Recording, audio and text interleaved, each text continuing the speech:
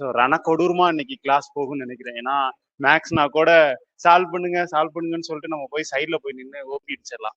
ஆனா இது science class வந்து ரொம்ப முக்கியமான கிளாஸுங்க. மேக்சிமம் நிறைய பேருக்கு இல்ல நான் சயின்ஸையே நான் அவாய்ட் பண்ணிடுவேன், எனக்கு சயின்ஸ் இல்லாமே நான் மார்க் எடுத்து நான் வந்து அப்படியே உள்ள போயிடுவேன் அப்படின்னு நினைக்கிறது வந்து மிகப்பெரிய தப்பு. எல்லாரும் நினைக்கிறாங்க, அதே மாதிரி நம்மளும் நினைச்சோம்னா கோடியில ஒருத்தன் லட்சத்துல ஒருத்தனா தான் நம்ம. சயின்ஸ் அவ்வளோ கஷ்டம்லாம் கிடையாது, சயின்ஸ் ரொம்ப ஈஸியா இருக்கும். அது வந்து சொல்லி கொடுக்குறவங்க என்ன மாதிரி யார் சொல்லி கொடுத்தா ஈஸியா இருக்கும். ஸோ சும்மா சொன்ன தற்பெருமெல்லாம் கிடையாது. But end of the session you feel it. ஓகேங்களா? ஸோ ரொம்ப ஈஸியா பேசிக்ஸ்ல இருந்து சொல்ல போறேன். ஸோ அதனாலதான் எடுத்த உடனே இப்போ ஃபார் எக்ஸாம்பிள் எனக்கு என்ன பொறுத்த மட்டுமே பர்சனலா எதையுமே புரிஞ்சு படிச்சோம்னா நமக்கு மறக்காது. நம்ம மக்கர் பண்ணா 10 நாள் கழிச்சு மறந்து போயிடும். அது ஒரு விஷயம்.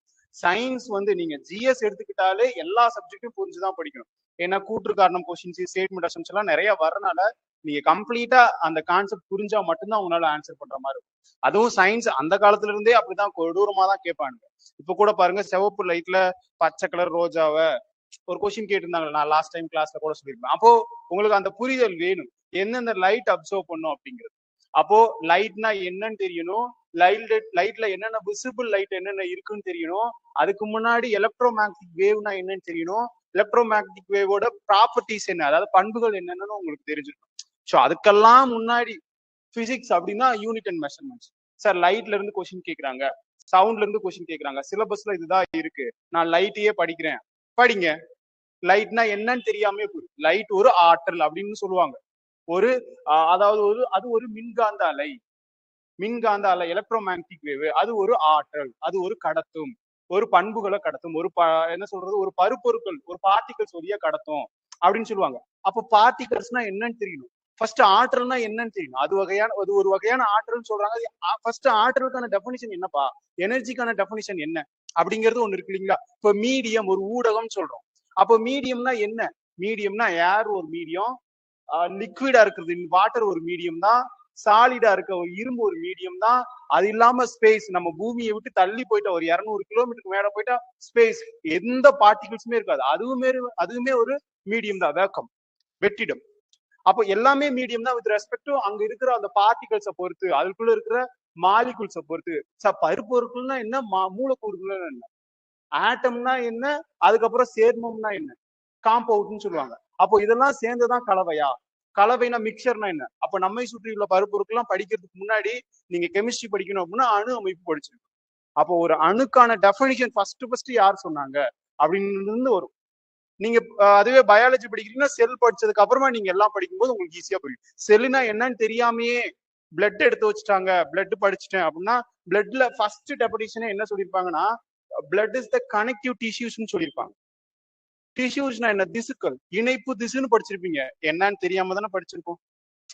மேபி தெரிஞ்சிருந்தா ரொம்ப சந்தோஷம். ஆனா தெரியாம இணைப்பு திசுன்னு சொல்லியிருப்பாங்க. இணைப்புனா தெரியும், கனெக்டிவ்னு. டிஷ்யூஸ்னா என்ன? அப்போ டிஷ்யூஸ்க்கு முன்னாடி திசுக்கள்னா என்னன்னா, ஒரே மாதிரியான வேலையை செய்யக்கூடிய வெவ்வேறு செல்களோட தொகுப்பு தான் திசுன்னு சொல்றாங்க. வேற வேற வேலை செய்யணும். இப்போ ஆர்பிசி ஒரு வேலை செய்யும், டபிள்யூபிசி ஒரு வேலை செய்யும், அதே பாத்தீங்கன்னா ரத்த தட்டுகள் ஒரு வேலை செய்யும். ஆனா எல்லாமே வேற வேற வேற வேற டிஃப்ரெண்டா வேலை செய்யும். ஆனா ஒரே அல்டிமேட் எய்ம், அவங்களோட எய்ம் என்னன்னா பிளட்டுக்குள்ள இருக்கணும், ரத்தத்துக்குள்ள இருக்கணும், உடம்ப வந்து கூலா வச்சுக்கணும், சீரா வச்சுக்கணும். இதுதான் அவங்களோட அல்டிமேட் எய்ம். அப்போ டிஃப்ரெண்ட் டைப் ஆஃப் செல்ஸ், ஒரு குறிப்பிட்ட வேலையை செய்யக்கூடிய அந்த செல்களோட collection of cells, it's called as tissues. அதனாலதான் ரத்தத்தை இணைப்பு திசுன்னு சொல்றாங்க. ஒரு உடம்புல இருந்து இங்க வரைக்கும் எல்லாத்தையும் இணைக்கும், கனெக்டிவ் டிஷ்யூஸ். அதுல டிஷ்யூஸ் அந்த மாதிரி பேசிக்கா பிசிக்ஸ் அப்படின்னு எடுத்துட்டோம்னா யூனிட் அண்ட் மெஷர்மெண்ட்ஸ் ரொம்ப ரொம்ப முக்கியம். எப்படின்னு புரிஞ்சுட்டோம்னா நமக்கு ரொம்ப ரொம்ப ஈஸியா இருக்கும். ஸோ யூனிட் அண்ட் மெஷர்மெண்ட்ஸ்ல எஸ்ஐ யூனிட் கண்டிப்பா உங்களுக்கு மேத்ஸ் த ஃபாலோவிங்ல கொஸ்டின்ஸ் கேட்பாங்க. நான் பேச போறது எல்லாமே கொஸ்டின் பாயிண்ட் ஆஃப் வியூ இருந்தா, நீங்க இந்த எண்ட் ஆஃப் த செஷன் முடிச்சதுக்கு அப்புறமாவும் சரி, இதுக்கப்புறமா நாளைக்கு எப்பனாலும் சரி, நான் கொஸ்டினோட பாயிண்ட் ஆஃப் வியூ இருந்தா சொல்லியிருப்பேன். நீங்க எக்ஸாம்ல அதாவது கொஸ்டின் பேப்பரை பார்த்தாலும் ஆமா இல்ல அவர் அதை சொன்னார்ல, ஆமா அப்படின்ற மாதிரிதான் இருக்கும். புரிஞ்சுக்கிட்டா போதும். நீங்க நோட்ஸ் எடுங்க, நான் இந்த பிடிஎஃப் அந்த டெலகிராம்லயும் கொடுத்துட்றேன். பர்சனலா மெயில ஷேர் பண்ணுமா ஷேர் பண்ணிடுறேன். இது முடிச்சதுக்கு அப்புறமா யூனிட் அண்ட் மெஷர்மெண்ட்ஸ்ல நான் அறிவோம் அறிவியல்னு ஒரு யூடியூப்ல பெய்டு பேட்சாவும் எடுத்திருக்கேன். பிளஸ் வந்து ஃப்ரீ யூடியூப்ல வீடியோவும் போட்டிருக்கேன். அதுல இருக்கிற கொஸ்டின்ஸையும் நான் ஷோ பண்றேன். அப்போ இந்த தியரிய பார்த்துட்டு அந்த கொஸ்டின்ஸை பாருங்க, அதுக்கு ஆன்சர் பண்ண முடியுதா. அதுக்கப்புறம் ஓரளவுக்கு அப்படிதான் என்னோட கம்ப்ளீட்டா இருக்கணும்னு நான் இப்படிதான் இருக்கணும்னு நான் நினைக்கிறேன். போயிடுமா? Okay fine. So Tamil and இங்கிலீஷ்ல தாங்க இருக்குங்க. இந்த பக்கம் தமிழ், இந்த பக்கம் இங்கிலீஷ் அப்படின்ற மாதிரிதான் இருக்கும். பாத்துக்கலாம். ஸோ பேசிக்கா யூனிட் அண்ட் மெஷர்மெண்ட்ஸ் முன்னாடி, அதாவது பாத்தீங்கன்னா எஸ்ஐ யூனிட்ஸ்க்கு முன்னாடி பாத்தீங்கன்னா இந்த மாதிரி சொல்லிருக்காங்க. ஒரு 4-5 சிஸ்டம் இருக்குங்க. அந்த காலத்துல நம்ம ஆளுங்க வந்து ரொம்ப கஷ்டப்பட்டுட்டு இருந்தாங்க. லத்தீன், கிரேக்கம், ஆங்கிலேயர்கள் அவங்கதான் பொருளாதாரத்துல அதிகமா இருந்தனால அவங்கதான் சயின்டிஸ்ட் கண்டுபிடிச்சாங்க. சயின்டிபிக்கா அவங்கதான் அந்த டைம்ல அவ்வளவு இன்வால்மெண்டா இருந்திருக்காங்க. நம்ம சாப்பாட்டுக்கே வழி இல்லாம காலத்துல அவங்க அவ்வளவு இருந்தனாலதான் அவங்க கண்டுபிடிச்சிருக்காங்க. யூடியூப்ல கூட ஒருத்தவங்க ஒரு கேள்வி கேட்டாங்க, சார் ஏன் சார் இந்த வைரஸ், பாக்டீரியா இந்த மாதிரி பேருக்கு எல்லாமே ரொம்ப வாயில நுழையாத பேரா இருக்கு அப்படின்னு ஒரு கேட்டதுக்கு, அது வந்து அந்த காலத்துல அந்த லத்தீன், கிரேக்கம் அந்த சேர்ந்து கண்டுபிடிச்சாங்க, அவங்களோட பேரை வச்சுக்கிட்டாங்க. ஒருவேளை நம்ம நல்லா இருந்து ராமசாமி, குப்புசாமி யாராவது கண்டுபிடிச்சிருந்தா ராமசாமி வைரஸ், குப்புசாமி வைரஸ்னு ஏதாவது நம்ம ஒரு பேரை வச்சிருப்போங்க. சிம்பிளான விஷயம். அந்த அவங்கவுங்க பேர்ல வச்சிருக்காங்க அப்படின்ற மாதிரி நான் அப்படி சொல்லியிருந்தேன். ஸோ அந்த மாதிரிதான் ஏன் அந்த சயின்ஸ் ரொம்ப டிஃபிகல்ட்டா இருக்குன்னா, அந்த பேரெல்லாம் கொஞ்சம் காம்ப்ளிகேட்டடா இருக்கிற மாதிரி தான். புரிஞ்சுட்டோம்னா ஈஸி. ஹைப்போனா என்ன, ஹைப்பர்னா என்ன? நான் பயாலஜிக்குள்ள போக விரும்பல, பட் பிசிக்ஸ்குள்ளே முடிக்கிறேன். ஸோ சிஜிஎஸ் அப்படின்னா சென்டிமீட்டர் கிராம் செகண்ட்ஸ். சிஜிஎஸ் அப்படின்னா சென்டிமீட்டர் கிராம் செகண்ட்ஸ். இது மேட்ச் த ஃபாலோவிங்ல கேட்கலாம், கேட்காமையும் போகலாம். எம்கேஎஸ் அப்படின்னா என்னது? Metre kilogram seconds. இந்த டைம் எல்லா காலத்துலயுமே செகண்ட்ஸ் தான் சொல்லிக்கலாம், நேரத்தை அளவிடுறது. ஓகேங்களா? ஸோ எந்த வருஷம்? 1960 central conference of weighting and measures at Paris. Paris எங்கேயா இருக்கு? பிரான்ஸ்ல இருக்கு. இந்த கோபுரம் இருக்குமா, ஈஃபில் டவர்ஸ். சூப்பர். அது ஞாபகம் இருந்தா போதும். ஓகேங்களா? SI unit. SI means international system of units அப்படின்னு சொல்றாங்க. 1960 மேபி கேட்கலாம், கேட்காமையும் போகலாம். ஃபண்டமெண்டல் யூனிட்ஸ் ரொம்ப முக்கியங்க. வாட் இஸ் வாட், என்ன முக்கியமோ எக்ஸாம் பாயிண்ட் ஆஃப் ரொம்ப முக்கியம். என்னென்ன அப்படிங்கறத பாத்துக்கோங்க. ஃபர்ஸ்ட் ஃபண்டமெண்டல் யூனிட்ஸ் அப்படின்னு சொல்லுவாங்க. அடிப்படை அலகுகள் அப்படின்னு சொல்லுவாங்க. அடிப்படை அலகுகள்னா இதுதான் பேசிக். இந்த இங்கிலீஷ் படிக்கிறதுக்கு முன்னாடி ஏபிசிடி படிக்கிற மாதிரி, மேக்ஸ் படிக்கிறதுக்கு முன்னாடி 1 2 3 வாய்ப்பாடு டேபிள்ஸ் படிக்கிற மாதிரி சயின்ஸ் படிக்கணும். அதாவது ஒரு விஷயத்தை டிரைவ் பண்ணணும் அப்படின்னாலே இந்த 7 ஃபண்டமெண்டல் யூனிட்ஸ் தான். எக்ஸாம்ல டைரக்டா கொஸ்டின்ஸ் கேட்டுருவாங்க, எத்தனை அடிப்படை அலகுகள் இருக்கு அப்படின்னு கேட்பாங்க. ஸோ மேட்ச் த ஃபாலோவிங்லையும் கேட்டு வச்சிருவாங்க. 7 அடிப்படை அலகுகள் இருக்கு. ரொம்ப ரொம்ப முக்கியமானது. லென்த்து, மாசுக்கும் வெயிட்டுக்கும் என்ன வித்தியாசங்கிறத நான் பின்னாடி சொல்றேன். ஸோ இதெல்லாம் ரொம்ப முக்கியம். 7 அடிப்படை அலகுகள் இருக்கு, என்னென்ன அப்படிங்கிறத நோட் பண்ணிக்குவோம். ரொம்ப ரொம்ப முக்கியமானது. நான் பிடிஎஃப் கொடுத்துறேன், யூஸ் பண்ணிக்கோங்க. ரன்னிங் நோட்ஸாவும் எடுத்துக்கோங்க. இது என்ன பண்ணுது? நீளம் மீட்டர், நிறை கிலோகிராம், காலம் செகண்ட்ஸ் வினாடி, வெப்பநிலை கெல்வின், நாட் டிகிரி செல்சியஸ். வெப்பநிலைக்கு இன்னும் ரெண்டு மூணு யூனிட்ல இருக்கு. டிகிரி செல்சியஸ், ஃபாரன்ஹீட், அப்புறம் பாத்தீங்கன்னா கெல்வின் அப்படின்னு சொல்லுவாங்க. கெல்வின் தான் எஸ்ஐ யூனிட். இது எல்லாமே SI unit. System, international system of units சொல்லுவாங்கல்ல, கெல்வின் அப்படின்னு சொல்லுவாங்க. கே அப்படின்னு சொல்லுவாங்க, கெல்வின் சொல்லுவாங்க. டிகிரி செல்சியஸ்ல இருந்து ஃபாரன்ஹீட் கன்வெர்ட் பண்ண தெரியுங்க. நம்ம டாக்டர்ஸ் எல்லாம் யூஸ் பண்ற அந்த தெர்மோமீட்டர்ல நோட் பண்ணிக்கோங்க. தெர்மோமீட்டர் தமிழ்ல வெப்பமானின்னு சொல்லுவாங்க. தெர்மோமீட்டர்ல யூஸ் பண்ற அந்த ஒரு வெள்ளை கலர்ல ஒண்ணு இருக்கு பாத்தீங்களா, அதுக்கு பேர் என்னன்னா ஹச்ஜின்னு சொல்லுவாங்க. ஹச்ஜினா என்ன சார் அப்படின்னா, இங்கிலீஷ்ல மெர்க்குரி, தமிழ்ல வந்து பாதரசம் சொல்லுவாங்க. பாதரசம் அப்படிங்கிறது நான் முன்னாடியே உங்க கிளாஸ்ல சொல்லியிருப்பேன். லிக்விட் ஸ்டேட்ல இருக்கிற ஒரே ஒரு மெட்டல் தான் இந்த பாதரசம் சொல்லியிருப்பேன். அறை வெப்பநிலையில, அதாவது இந்த அறை மீன்ஸ் இந்த ரூம் டெம்பரேச்சர், அந்த அறை கிடையாது, ஆஃப் கிடையாது. இந்த ரூம் டெம்பரேச்சர்ல, நம்மளோட ரூம் டெம்பரேச்சர்ல அறை வெப்பநிலையில திரவ நிலையில உள்ள ஒரே ஒரு உலோகம் எதுன்னு கேட்டீங்கன்னா இந்த பாதரசம் தான், மெர்க்குரி தான். அப்போ திரவ நிலையில் உள்ள ஒரே ஒரு அலோகம் எது சார் அப்படின்னு கேட்டீங்கன்னா புரோமின். ரொம்ப ரொம்ப முக்கியங்க. இது சயின்ஸ் படிக்கிறதுக்கு ரொம்ப ரொம்ப முக்கியமானது. நான் சயின்ஸ் படிச்சுட்டேன்ட்டு இந்த கொஸ்டினுக்கு ஆன்சர் தெரியலன்னா நீங்க சயின்ஸே படிக்கலன்னு அர்த்தம். இது ரொம்ப ரொம்ப பேசிக்கான விஷயம். லிக்விட் ஸ்டேட்ல இருக்கிற மெட்டல் எது, லிக்விட் ஸ்டேட்ல இருக்கிற நான் மெட்டல் எது? புரோமின். பிஆர் புரோமின் சொல்லுவாங்க. இது ரொம்ப ரொம்ப முக்கியமானது. இது பேசிக்கான விஷயங்கள். இது கேட்கறாங்கன்னா கேட்கலாம், கேட்காமையும் போகலாம், பட் ரொம்ப முக்கிய பேசிக்கான விஷயம். அந்த எஸ்ஐபிசி படிக்கிறவங்களுக்கு எல்லாம் இது ரொம்ப ரொம்ப ஹெல்ப்ஃபுல்லா இருக்கும்.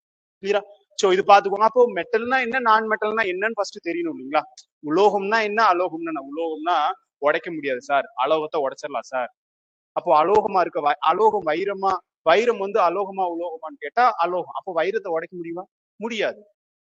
வைரத்தை உடைக்க முடியாது. இருக்கிறதுலே இந்த உலகத்திலேயே ரொம்ப இயற்கையாக கிடைக்கக்கூடிய ஒரு ஸ்ட்ராங்கஸ்ட் எலமெண்ட், ஸ்ட்ராங்கஸ்ட் தனிமம் எதுன்னு கேட்டா கார்பனாலான டைமண்ட் மட்டும்தான். முழு அக எதிரொலிப்பு, அதாவது ஒளி விலகல் எண், ரிஃப்ராக்டிவ் இண்டெக்ஸ் அதிகமா இருக்கிறது எதுக்குன்னு கேட்டா வைரத்துக்கு தான். எவ்வளவு சார் வேல்யூ கேட்பாங்க? 2.42 நோட் பண்ணுங்க. அதிக ஒளி விலகல் எண் கொண்ட ஒரு பொருள் எதுன்னு கேட்டீங்கன்னா வைரம் தான். வைரம் மின்னுவதற்கு காரணம் முழு அக எதிரொலிப்பு தான். டோட்டல் இன்டர்னல் ரிஃப்ளெக்ஷன், இங்கிலீஷ்ல டோட்டல் இன்டர்னல் ரிஃப்ளெக்ஷன். ஏன் சார் அது வந்து டோட்டல் இன்டர்னல் ரிஃப்ளெக்ஷன் ஆகுதுன்னு கேட்டா அதோட ரிஃப்ராக்டிவ் இண்டெக்ஸ், அதாவது ஒளி விலகல் எண் அதிகம். 2.42 இருக்கிறதுலே இதுக்குதான் அதிகம். ரொம்ப ரொம்ப முக்கியமான. காற்றோட விலகல் எண் எதுன்னு கேட்டா 1. ஓகேங்களா? ரிஃப்ராக்டிவ் இண்டெக்ஸ் சொல்ற அந்த ஒளி விலகல் எண்ணுக்கு நோ யூனிட், எந்த யூனிட்டும் கிடையாது. அதுக்கு இப்போ வந்து கிலோகிராம், இப்போ நீளத்துக்கு மீட்டர்னு சொல்றோம், நிறைக்கு கிலோகிராம் சொல்றோம், டைமுக்கு காலமுக்கு வினாடின்னு சொல்றோம் இல்லையா? அதே மாதிரி பாத்தீங்கன்னா மியூன்னு சொல்லுவாங்க. அதோட சிம்பலை மியூன்னு சொல்லுவாங்க. இதுதானே போடணும், மியூன்னு சொல்லுவாங்க. இந்த மியூவோடது நோ யூனிட், அலகுகள் இல்லை அப்படின்னு. அலகு இல்லை மீன்ஸ் நோ யூனிட், எந்த யூனிட்டுமே கிடையாது. கரெக்டா தானே சொல்றேன்? தப்பா சொல்றேன்? கரெக்ட் தானே? ஓகே, பாத்துக்கோ. பொருள்களின் அளவு, அமௌண்ட் ஆஃப் சப்ஸ்டன்ஸ் சொல்லுவாங்க. நான் அடுத்து இங்கிலீஷ்ல வச்சிருக்கேங்க, அடுத்த ஸ்லைட். ஐயோ இல்லையா, சாரிப்பா, இருக்குன்னு நினைச்சேன். சோ இது வந்து மின்னோட்டம்னா கரண்ட்டுங்க. Amount of substance.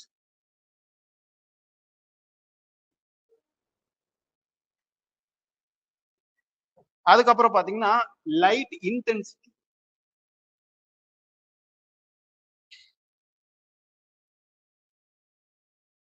இன்டென்சிட்டி இது வெப்பநிலை அப்படிங்கிறது டெம்பரேச்சர். காலம்னா டைம், அது தெரியல. நிறைனா மாஸ், வெயிட் கிடையாதுங்க, மாஸ். மாஸ் வேற, வெயிட் வேற. இதுனா எல்னா லென்த். கிளியரா? சோ நோட் பண்ணிக்கோங்க. மொத்தம் 7 அடிப்படை அளவுகள், ஃபண்டமெண்டல் யூனிட்ஸ் இருக்கு. நோட் பண்ணுங்க, ரொம்ப ரொம்ப முக்கியமான. 1 litre is equal to 1000 centimetre cube, அல்லது சிசின்னு சொல்லுவாங்க. Cubic centimetre. CC means cubic சென்டிமீட்டர்னு சொல்லுவாங்க. நான் பாதரசத்தை பத்தி இன்னும் நான் நிறைய சொல்றேன். ஸ்பிக்மோ மானோமீட்டர்ல பாதரசத்தை யூஸ் பண்ணுவாங்க. ஏன் இந்த பாதரசத்தை யூஸ் பண்றாங்க அப்படின்னு கேட்டா சீராக விரிவடையும், சீராக, அதாவது கிராஜுவலா எக்ஸ்பேண்ட் ஆகும். ஸோ அதனாலதான் அதை யூஸ் பண்றாங்க. 1000 ml தான் 1 லிட்டர், அது தெரியுமா? அது தெரியும், ரொம்ப ரொம்ப முக்கியமா. ஸோ கீழே இருக்கிறதெல்லாம் நோட் பண்ணுங்க. பிசிக்ஸ், அதாவது சயின்ஸ் பொறுத்த மட்டும் இந்த பாக்ஸ் கண்டென்ட் ரொம்ப முக்கியம். நீங்க யாரும் தேடி படிக்க மாட்டீங்க, அதுல நான் தெளிவா இருக்கேன். அதனால கொடுத்திருக்கிற ஸ்லைட முடிஞ்ச அளவுக்கு நோட்ஸ் எடுத்துக்கோங்க. இந்த நோட்ஸ்லயும் எழுதுங்க, மெனக்கெடுங்க. எழுததான் உங்களுக்கு ரிஜிஸ்டர் ஆகும். 10 தடவை படிக்கிறதுக்கும் ஒரு தடவை எழுதுறதுக்கு ஈக்குவல். அதனால எழுதிக்கோங்க. பிடிஎஃப் நான் கொடுத்துறேன், பிடிஎஃப் கோ த்ரூ பண்ணிக்கோங்க. முடிஞ்சா அந்த பிடிஎஃப் பார்த்து எக்ஸ்ட்ரா பாயிண்ட் வேணும்னாலும் ஸ்கூல் புக்கை வச்சு ரெஃபர் பண்ணிக்கோங்க. 3755 ml, அது லிட்டரா கன்வெர்ட் பண்ணி சொல்ல முடியுமா? எவ்வளவு சார்? எவ்வளவு சார்? 3.785 லிட்டர்ஸ். அப்போ ஒரு கேலஜன் அப்படிங்கிறது 3.25 லிட்டர் சொல்லலாமா? அப்ராக்சிமேட்டா 3.25 லிட்டர். அப்புறம் பாத்துக்கோங்க, மற்றது எல்லாமே ரொம்ப முக்கியமான, நோட் பண்ணிக்கோங்க.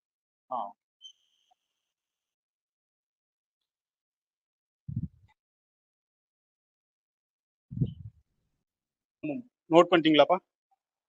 சோ இந்த பேசிக்கா இருக்கிற விஷயங்கள் அது ரொம்ப முக்கியங்க சார். டென்சிட்டி, அடர்த்தி. இப்போ எப்படி சொல்றது அப்படின்னா மக்கள் தொகை அடர்த்தின்னு சொல்லுவாங்கல்ல, பாப்புலேஷன் டென்சிட்டின்னு சொல்லுவாங்கல்ல. ஓரளவு பரப்புல, இப்போ இது 1 ஸ்கொயர் மீட்டர், இது 1 ஸ்கொயர் மீட்டர் கிடையாது, அது ரெக்டாங்கிள் ஷேப்ல இருக்குது. 1 ஸ்கொயர் மீட்டர் அளவுக்கு இருக்கிற எத்தனை பேர் அந்த இடத்துல நிக்க முடியும்? அதுதான் டென்சிட்டி, அதுதான் அடர்த்தி. ஓரளவு பரப்புல அந்த பரப்புக்குள்ள எத்தனை மாலிகுல்ஸ், எத்தனை பார்ட்டிகிள்ஸ், எத்தனை பருப்பொருள் இருக்குதோ அதுதான் அடர்த்தி. இப்ப மக்கள் தொகை அடர்த்தி அப்படின்னா எப்படி டெஃபினிஷன் அப்படின்னா ஓரளவு, அதாவது 1 ஸ்கொயர் கிலோமீட்டர்ல எத்தனை பேர் இருக்காங்களோ எத்தனை மக்கள் வசிக்கிறாங்களோ அதுதான் வந்து மக்கள் தொகை அடர்த்தி, பாப்புலேஷன் டென்சிட்டின்னு சொல்லுவாங்க. எதுங்க டென்சிட்டி அதிகமான உள்ள ஸ்டேட் எதுங்க? டென்சிட்டி ஹையஸ்ட் ஸ்டேட், ஹையஸ்ட் நம்ம மகாராஷ்டிராங்களா, ஹரியானாவா, டெல்லி. டெல்லி ஸ்டேட்டா யூனியன் டெரிட்டரி? எத்தனை யூனியன் டெரிட்டரி இருக்கு? எத்தனை ஸ்டேட் இருக்கு?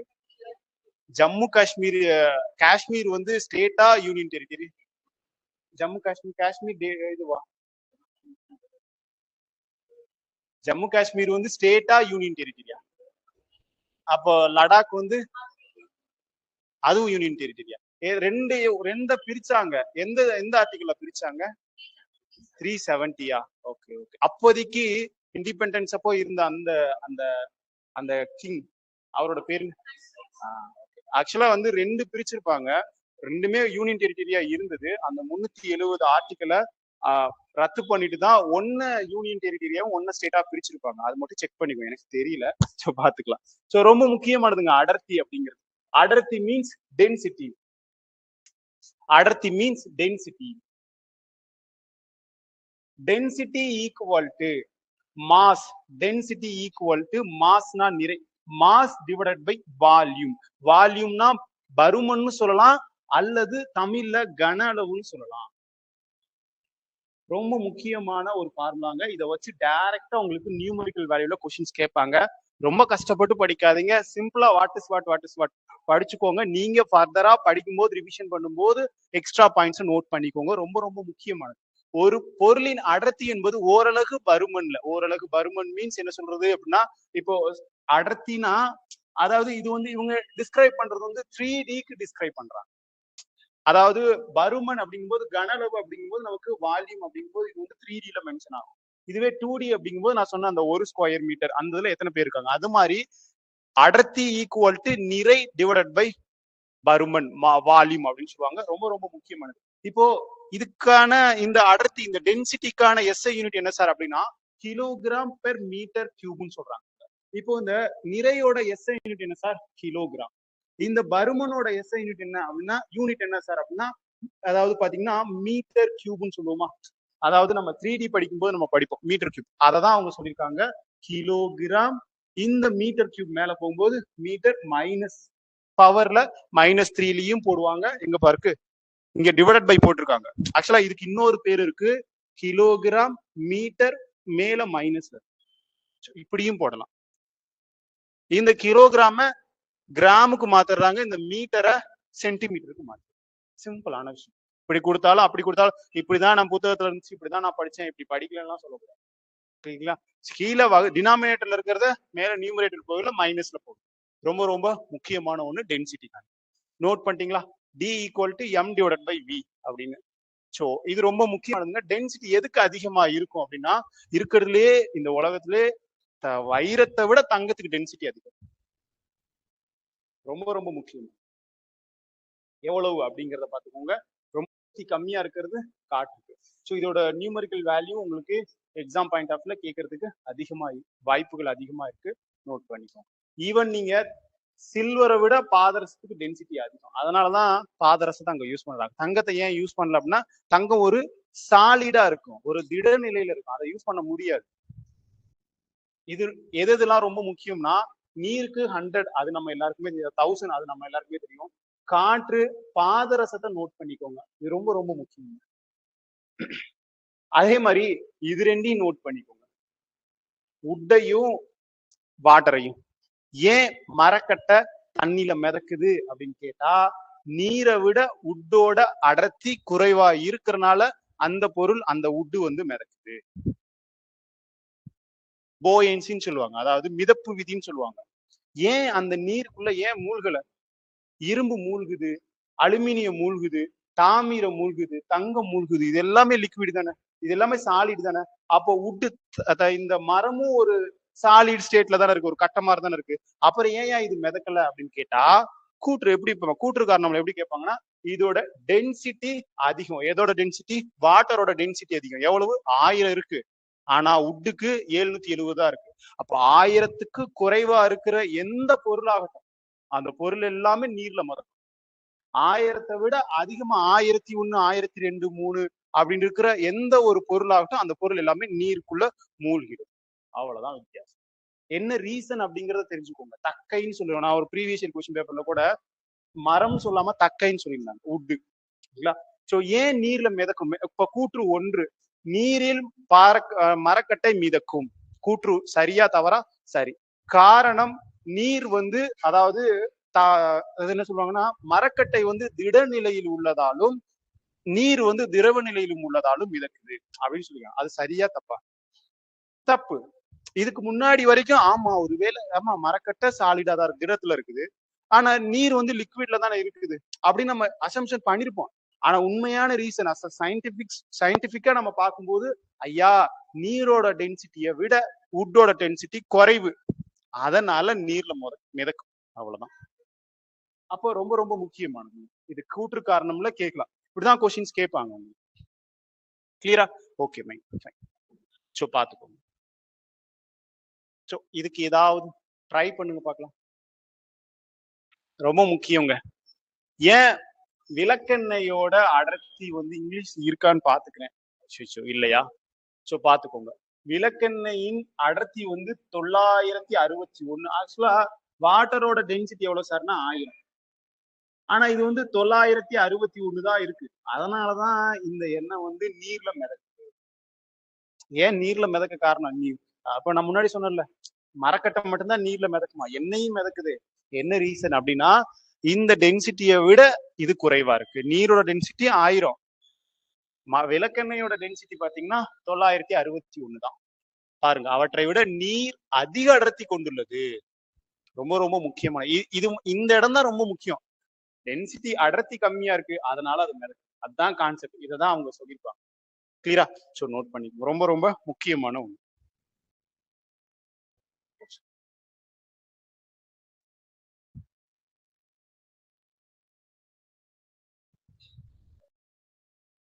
சோ இது தேவையில்லாத நினைக்கிறேன். சோ இது பாருங்க, வானியல் அலகு ரொம்ப முக்கியம். அப்படியே டைரக்டா இதுல வந்து கான்செப்ட் சொல்ற அளவுக்குலாம் ஒண்ணுமே இல்லை. வானியல் அலகுனா என்ன அப்படின்னா சூரியனுக்கும் பூமிக்கும் இடையே இருக்கிற சராசரியான தொலைவு. கிளியரா? ரொம்ப ரொம்ப அஸ்ட்ரானமிக்கல் யூனிட், ஏயுன்னு சொல்லுவாங்க. இது வந்து ஸ்கூல் புக்ல இருக்குதுங்க, நோட் பண்ணிக்கோங்க. அதாவது 149.6 மில்லியன் கிலோமீட்டர். 1 மில்லியன் எத்தனை லட்சங்க? 1 மில்லியன் வியூஸ் சொல்றாங்க. என்னப்பா 10? 10 லட்சம் 1 மில்லியனா? எத்தனை பில்லியன்? 1 பில்லியன் எத்தனை மில்லியன்?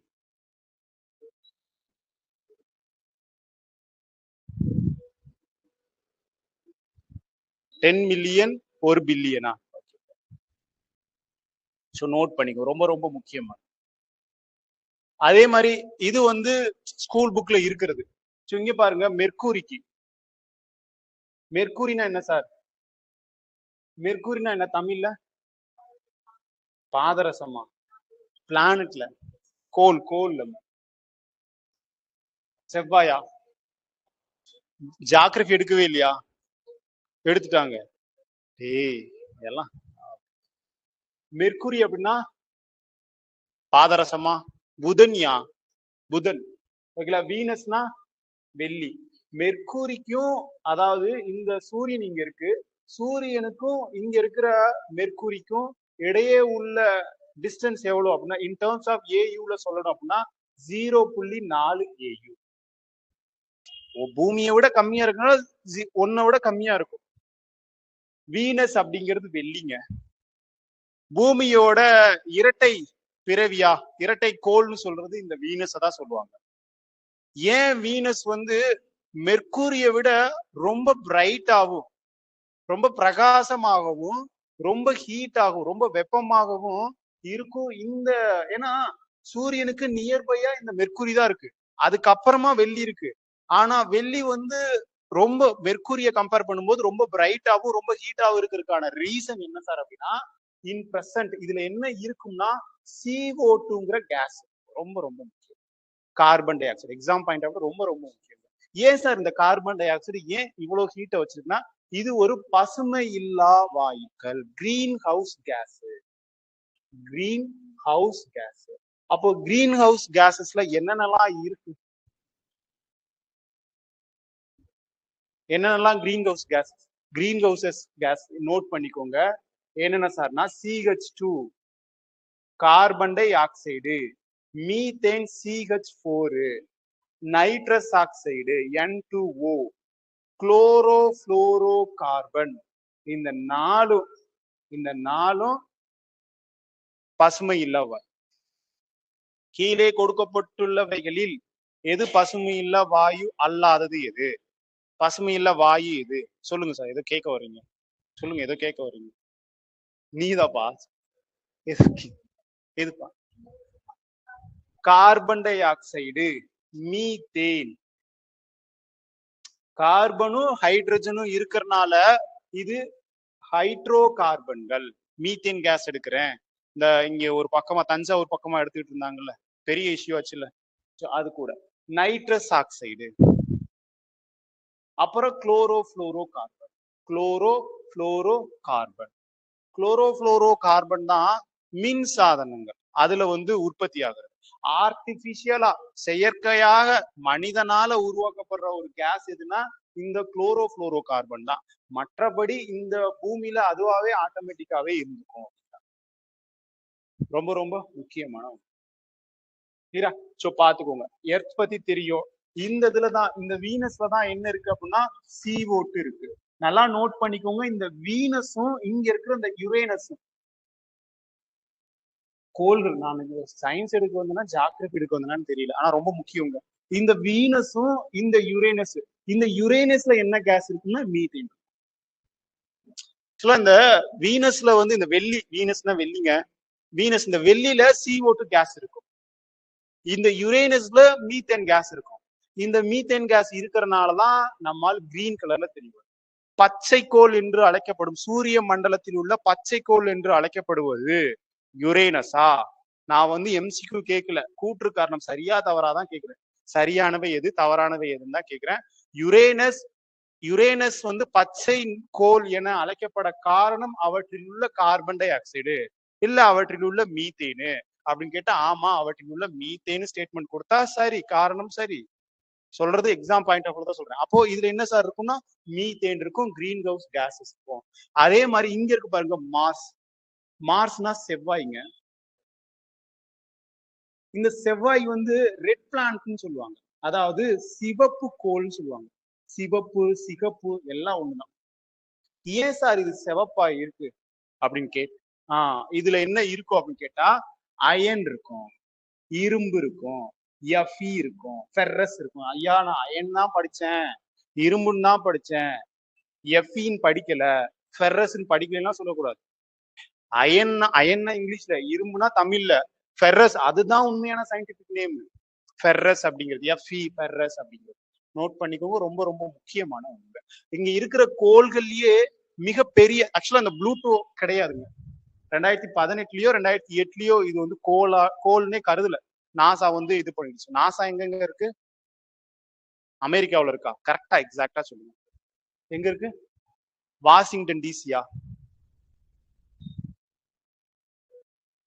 யாராவது பார்த்து சொல்லுங்க, எனக்கும் தெரியல. நாசா எங்க இருக்கு? இஸ்ரோ எங்க இருக்கு? இஸ்ரோவோட ஹெட் குவார்டர் எங்க இருக்கு? ஸ்ரீஹரிகோட்டாவா? காந்திபுரத்துலயா? லான்ச் பண்ற இடமா? சாரிப்பா. எங்க இருக்கு ஸ்ரீஹரிகோட்டா? ஸ்ரீஹரிகோட்டா AP, ஆந்திர பிரதேசல இருக்கு. அது ஒரு லான்ச்சிங் பேட். அதை ஃபுல்லா கம்ப்ளீட்டா ஆர்கனைஸ் பண்றது எங்க? அட்மினிஸ்ட்ரேஷன் எல்லாமே எங்க இருக்கும்? பெங்களூரா? பெங்களூர். இப்போதைக்கு யார் இஸ்ரோவோட சேர் பர்சனா இருக்காரு, சேர்மேனா இருக்காங்க? விக்னேஷ் சிவனா? யார் இருக்காங்க? சயின்ஸ் அண்ட் டெக் மெயின்ஸ்ல ரொம்ப முக்கியமே. நீங்க சயின்ஸ் எல்லாம் அவாய்ட் பண்ணிட்டு நீங்க வேணா பிலிம்ஸ் வேணா கிளியர் பண்ணிட்டு உள்ள ஓடிடலாம். அங்க போய் சயின்ஸ் அண்ட் டெக்ல ரொம்ப முக்கியம். இல்ல சார் நான் குரூப் 4 பாத்துக்கிறீங்களா? சரி சரி பாத்துக்கோங்க. எப்போ ஆரியப்பட்டாங்கிறது என்னதுப்பா?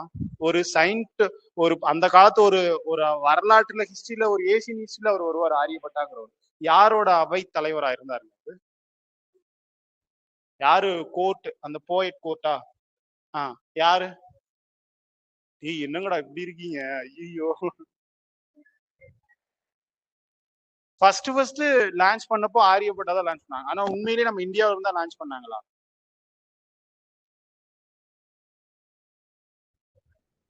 யாரு ஜாகிரபி? யாரு உங்களுக்கு? ஓல்டு பேட்ச் கேக்குறேன். யாரு உங்களுக்கு? யார் எடுத்தாங்க? சும்மா சொல்லுங்க, நான் கேட்க மாட்டேன்.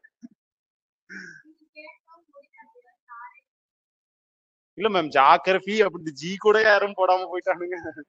சரி ஐயோ, ஓபிஸ்ல வேற ரெக்கார்ட் ஆகுது. சரி பாத்துக்கோங்க. இங்க இருக்கிற கோள்கள்லயே ஆரியப்பட்டாங்கிறது ஒரு உண்மையிலே நம்ம ஃபர்ஸ்ட் நம்ம இந்தியாவுல தயாரிக்கப்பட்ட முதல் சேட்டலைட் துணைக்கோளுங்க. ஓகேங்களா? அது வந்து இந்தியாவுல லான்ச் பண்ண கிடையாது, இந்தியாவில இருந்து அனுப்ப கிடையாது. அதாவது யுஎஸ்எஸ்ஆர்னு சொல்லுவாங்க, சோவியத் யூனியன் சொல்லுவாங்க, ரஷ்யாவுல கொண்டு போய் அனுப்பினாங்க 1975 ஐ திங்க். ஓகேங்களா? அதே மாதிரி ராகேஷ் சர்மாங்கிறவர் தான் ஃபர்ஸ்ட் இந்தியன் சயின்டிஸ்ட் வந்து இந்தியாவில இருந்து போகல, இந்தியாவில இருந்து லான்ச் பண்ணி போகல. அவருமே யூஎஸ்ஆர், அதாவது யுஎஸ்எஸ்ஆர் சொல்ற அந்த ரஷ்யாவோட ஹெலிபேட்ல தான் அவரு போய் அங்க போய் ஜாயின் போயிருப்பாரு. ஸ்பேஸ்க்கு போயிருப்பாரு, மூணுக்குலாம் போக கிடையாது. இந்தியாவில இருந்து இப்போ வரைக்கும் மூணுக்கு யாரையுமே அனுப்ப கிடையாது. Apollo 11 mission 1969. எனக்கு ரொம்ப அந்த மிஷன் ரொம்ப பிடிக்கும். அப்பப்போ மிஸ்டர் ஜிகேன்னு ஒரு யூடியூப் சேனல் இருக்கு, அதுல வந்து திக் 12 நிமிடங்கள் அப்படின்னு சொல்லுவாங்கல்ல, இந்த நீல் ஆம்ஸ்ட்ராங் 2-3 பேர்லாம் போயிருப்பாங்க. 1969 அமெரிக்காக்காரன் போயிட்டு திருப்பி வந்துட்டான். அப்பதான் 1969 தான் நம்ம இஸ்ரோவே ஸ்டார்ட் பண்ணோம், எஸ்டாப்ளிஷ் பண்ணோம். விக்ரம் சாராபாய் அப்படிங்கிறவரோட தலைமையில. யார் who is the father of space? Vikram Sarabhai அப்படிங்கிறவர் தான் ஃபர்ஸ்ட் ஆரம்பிச்சாங்க. யாருங்க அந்த ஒரு அட்டாமிக், அதாவது இந்த நியூ ஆட்டம், அதாவது அட்டாமிக்னு சொல்லுவாங்கல்ல, அதாவது குண்டு போடுறது, அணு, ஆட்டம் பாம். அது வந்து ஃபர்ஸ்ட் ஹோமியோ பாபாவா? அவர் தானே. அவங்க தான் ஃபர்ஸ்ட் ஆரம்பிச்சிருப்பாங்க. ஓகே ஃபைன், அதெல்லாம் பாத்துக்கோங்க, எனக்கு தெரிஞ்சதை சொன்னேன். ஓகே, சோ இங்க இருக்கிற கோள்கள்லயே மிகப்பெரிய கோள் எதுன்னு கேட்டீங்கன்னா எங்க ஜூபிட்டர். இது செவ்வாய்ங்க தமிழ்ல, இது வியாழன், இது சனி, இது யுரேனஸ், இது நெப்டியூன். ப்ளூட்டோ கிடையாது. இது ஒரு கேஸ்லயும் சொல்ல முடியாது, இது கேஸ் மாதிரியே இல்ல. அது ஒரு டைம் பீரியட் மட்டும்தான் அது கேஸ் கேஸா வந்து ஒரு ஸ்பியரிக்கல் ஷேப்ல இருந்திருக்கு. அதுக்கப்புறம் இன்னொரு 10 வருஷம் 20 வருஷம் கழிச்சு அது வந்து டீகம்போஸ் ஆயிடும் அப்படின்ற மாதிரி அவங்க சொன்னனால இது வந்து கோடா எங்களால எடுத்துக்க முடியாது அப்படின்னு சொல்லிட்டாங்க. ரொம்ப ரொம்ப முக்கியமானது. ஸோ இதுதான் மிகப்பெரிய கோள், சைஸ்லயே வந்து பாத்தீங்கன்னா மிகப்பெரிய கோள். இதுதான் number of satellite, natural satellites அதிகமா இருக்கிறது இதுதான். அதாவது துணைக்கோள்கள் அதிகமா இருக்கிறது இதுதான் அப்படிங்கறத தெரிஞ்சுக்கோங்க. எர்த்தோட துணைக்கோள் எதுங்க? சேட்டலைட், நேச்சுரல் சேட்டலைட் எதுங்க? 3. மூணுல 59% நம்ம கண்ணுக்கு தெரியுமாங்க. 49% தான், 41% தான் இன்விசிபிளா இருக்குமா, மறைஞ்சிருக்குமா. என்னங்க? ஆமா அந்த மாதிரி. ஓகே, சோ இதெல்லாம் பாத்துக்கோங்க, இதெல்லாம் நோட் பண்ணிக்கோங்க. இது சனி, யுரேனஸ், இதெல்லாம் நோட் பண்ணிக்கோங்க. எதுக்கு எட்டு வந்தேன்னா சும்மா எட்டு வந்தேன், உங்களுக்கு எல்லாம் தெரியுமே, ரொம்ப அட்வான்ஸா இருப்பீங்க அப்படின்னு நினைச்சிட்டு வந்தேன். ரொம்ப ரொம்ப அட்வான்ஸா இருக்கு, வேற வளர. சோ பாத்துக்கோ. ஒளியாண்டு, அது என்ன சார் ஒளியாண்டு? ரொம்ப முக்கியமானதுங்க. ஒளியாண்டு லைட்டோட, ஒரு லைட் இருக்கு, இந்த லைட் வந்து ஒரு ஒளி நம்ம பாக்குறோம் இல்லைங்களா, அந்த ஒளி ஒரு மின்காந்த அலைங்க. அந்த லைட் பத்தி எடுக்கும்போது சொல்றேன், இது ஒரு மின்காந்த அலை. இந்த லைட்டோட வெலாசிட்டி இல்ல லைட்டோட ஸ்பீடு ரெண்டு ஒண்ணுதான். ஒரு ஒளியின் வேகம், ஒளியின் திசை வேகம் ரெண்டுமே ஒண்ணுதான். எவ்வளவு ஸ்பீட்ல போகும்? 3 × 10⁻+8 மீட்டர்/செகண்ட் சார். ரொம்ப ரொம்ப முக்கியமானது. ஒரு லைட் வந்து இப்படிங்கிற செகண்ட், ஒரு செகண்ட்ல 3 ஒரு 8 0 போட்டோம்னா அத்தனை மீட்டர் வந்து 3 லட்சம் கிலோமீட்டர் சம்திங் அந்த ரேஞ்சில் வரும்.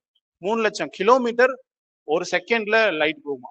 இப்படி ஒரு செகண்டுக்கே 3 லட்சம் கிலோமீட்டர் போற அந்த லைட்டை ஒரு வருஷத்துக்கு அனுப்புறாங்க. இங்க இருந்து அப்படியே ஊரெல்லாம் சுத்திவாங்கன்னு உலகத்தையே சுத்தி இந்த பிரபஞ்சம் இந்த யூனிவர்ஸையே சுத்திவாங்க லைட் இயரை அனுப்பிச்சு விட்டுருவாங்களாம். அப்படி இந்த லைட்டு ஒரு செகண்டுக்கே இவ்வளவு வேகத்துல போற இவ்வளவு தூரம் கடக்கிற இந்த லைட்டை ஒரு வருஷத்துக்கு அனுப்பணும்னா எவ்வளவு டிஸ்டன்ஸ் கவர் ஆயிருக்குமோ அதுதாங்க ஒன் லைட். அது புரிஞ்சுட்டா ஈஸி பாத்துக்கணும். ரொம்ப ரொம்ப முக்கியம். ஒளியாண்டு என்பது ஒளியானது வெற்றிடத்தில் வேக்கம்ல.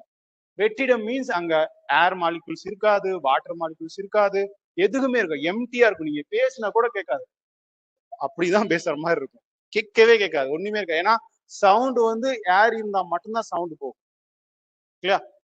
அங்க போயிட்டு ராமசாமி குப்புசாமின்னா ஒன்றும் வராது. அப்போ ஒரு ஆண்டுல கடக்கும் தொலைவு தான் ஒளியாண்டுங்கிறாங்க. நோட் பண்ணிக்கோங்க, ரொம்ப ரொம்ப முக்கியம்.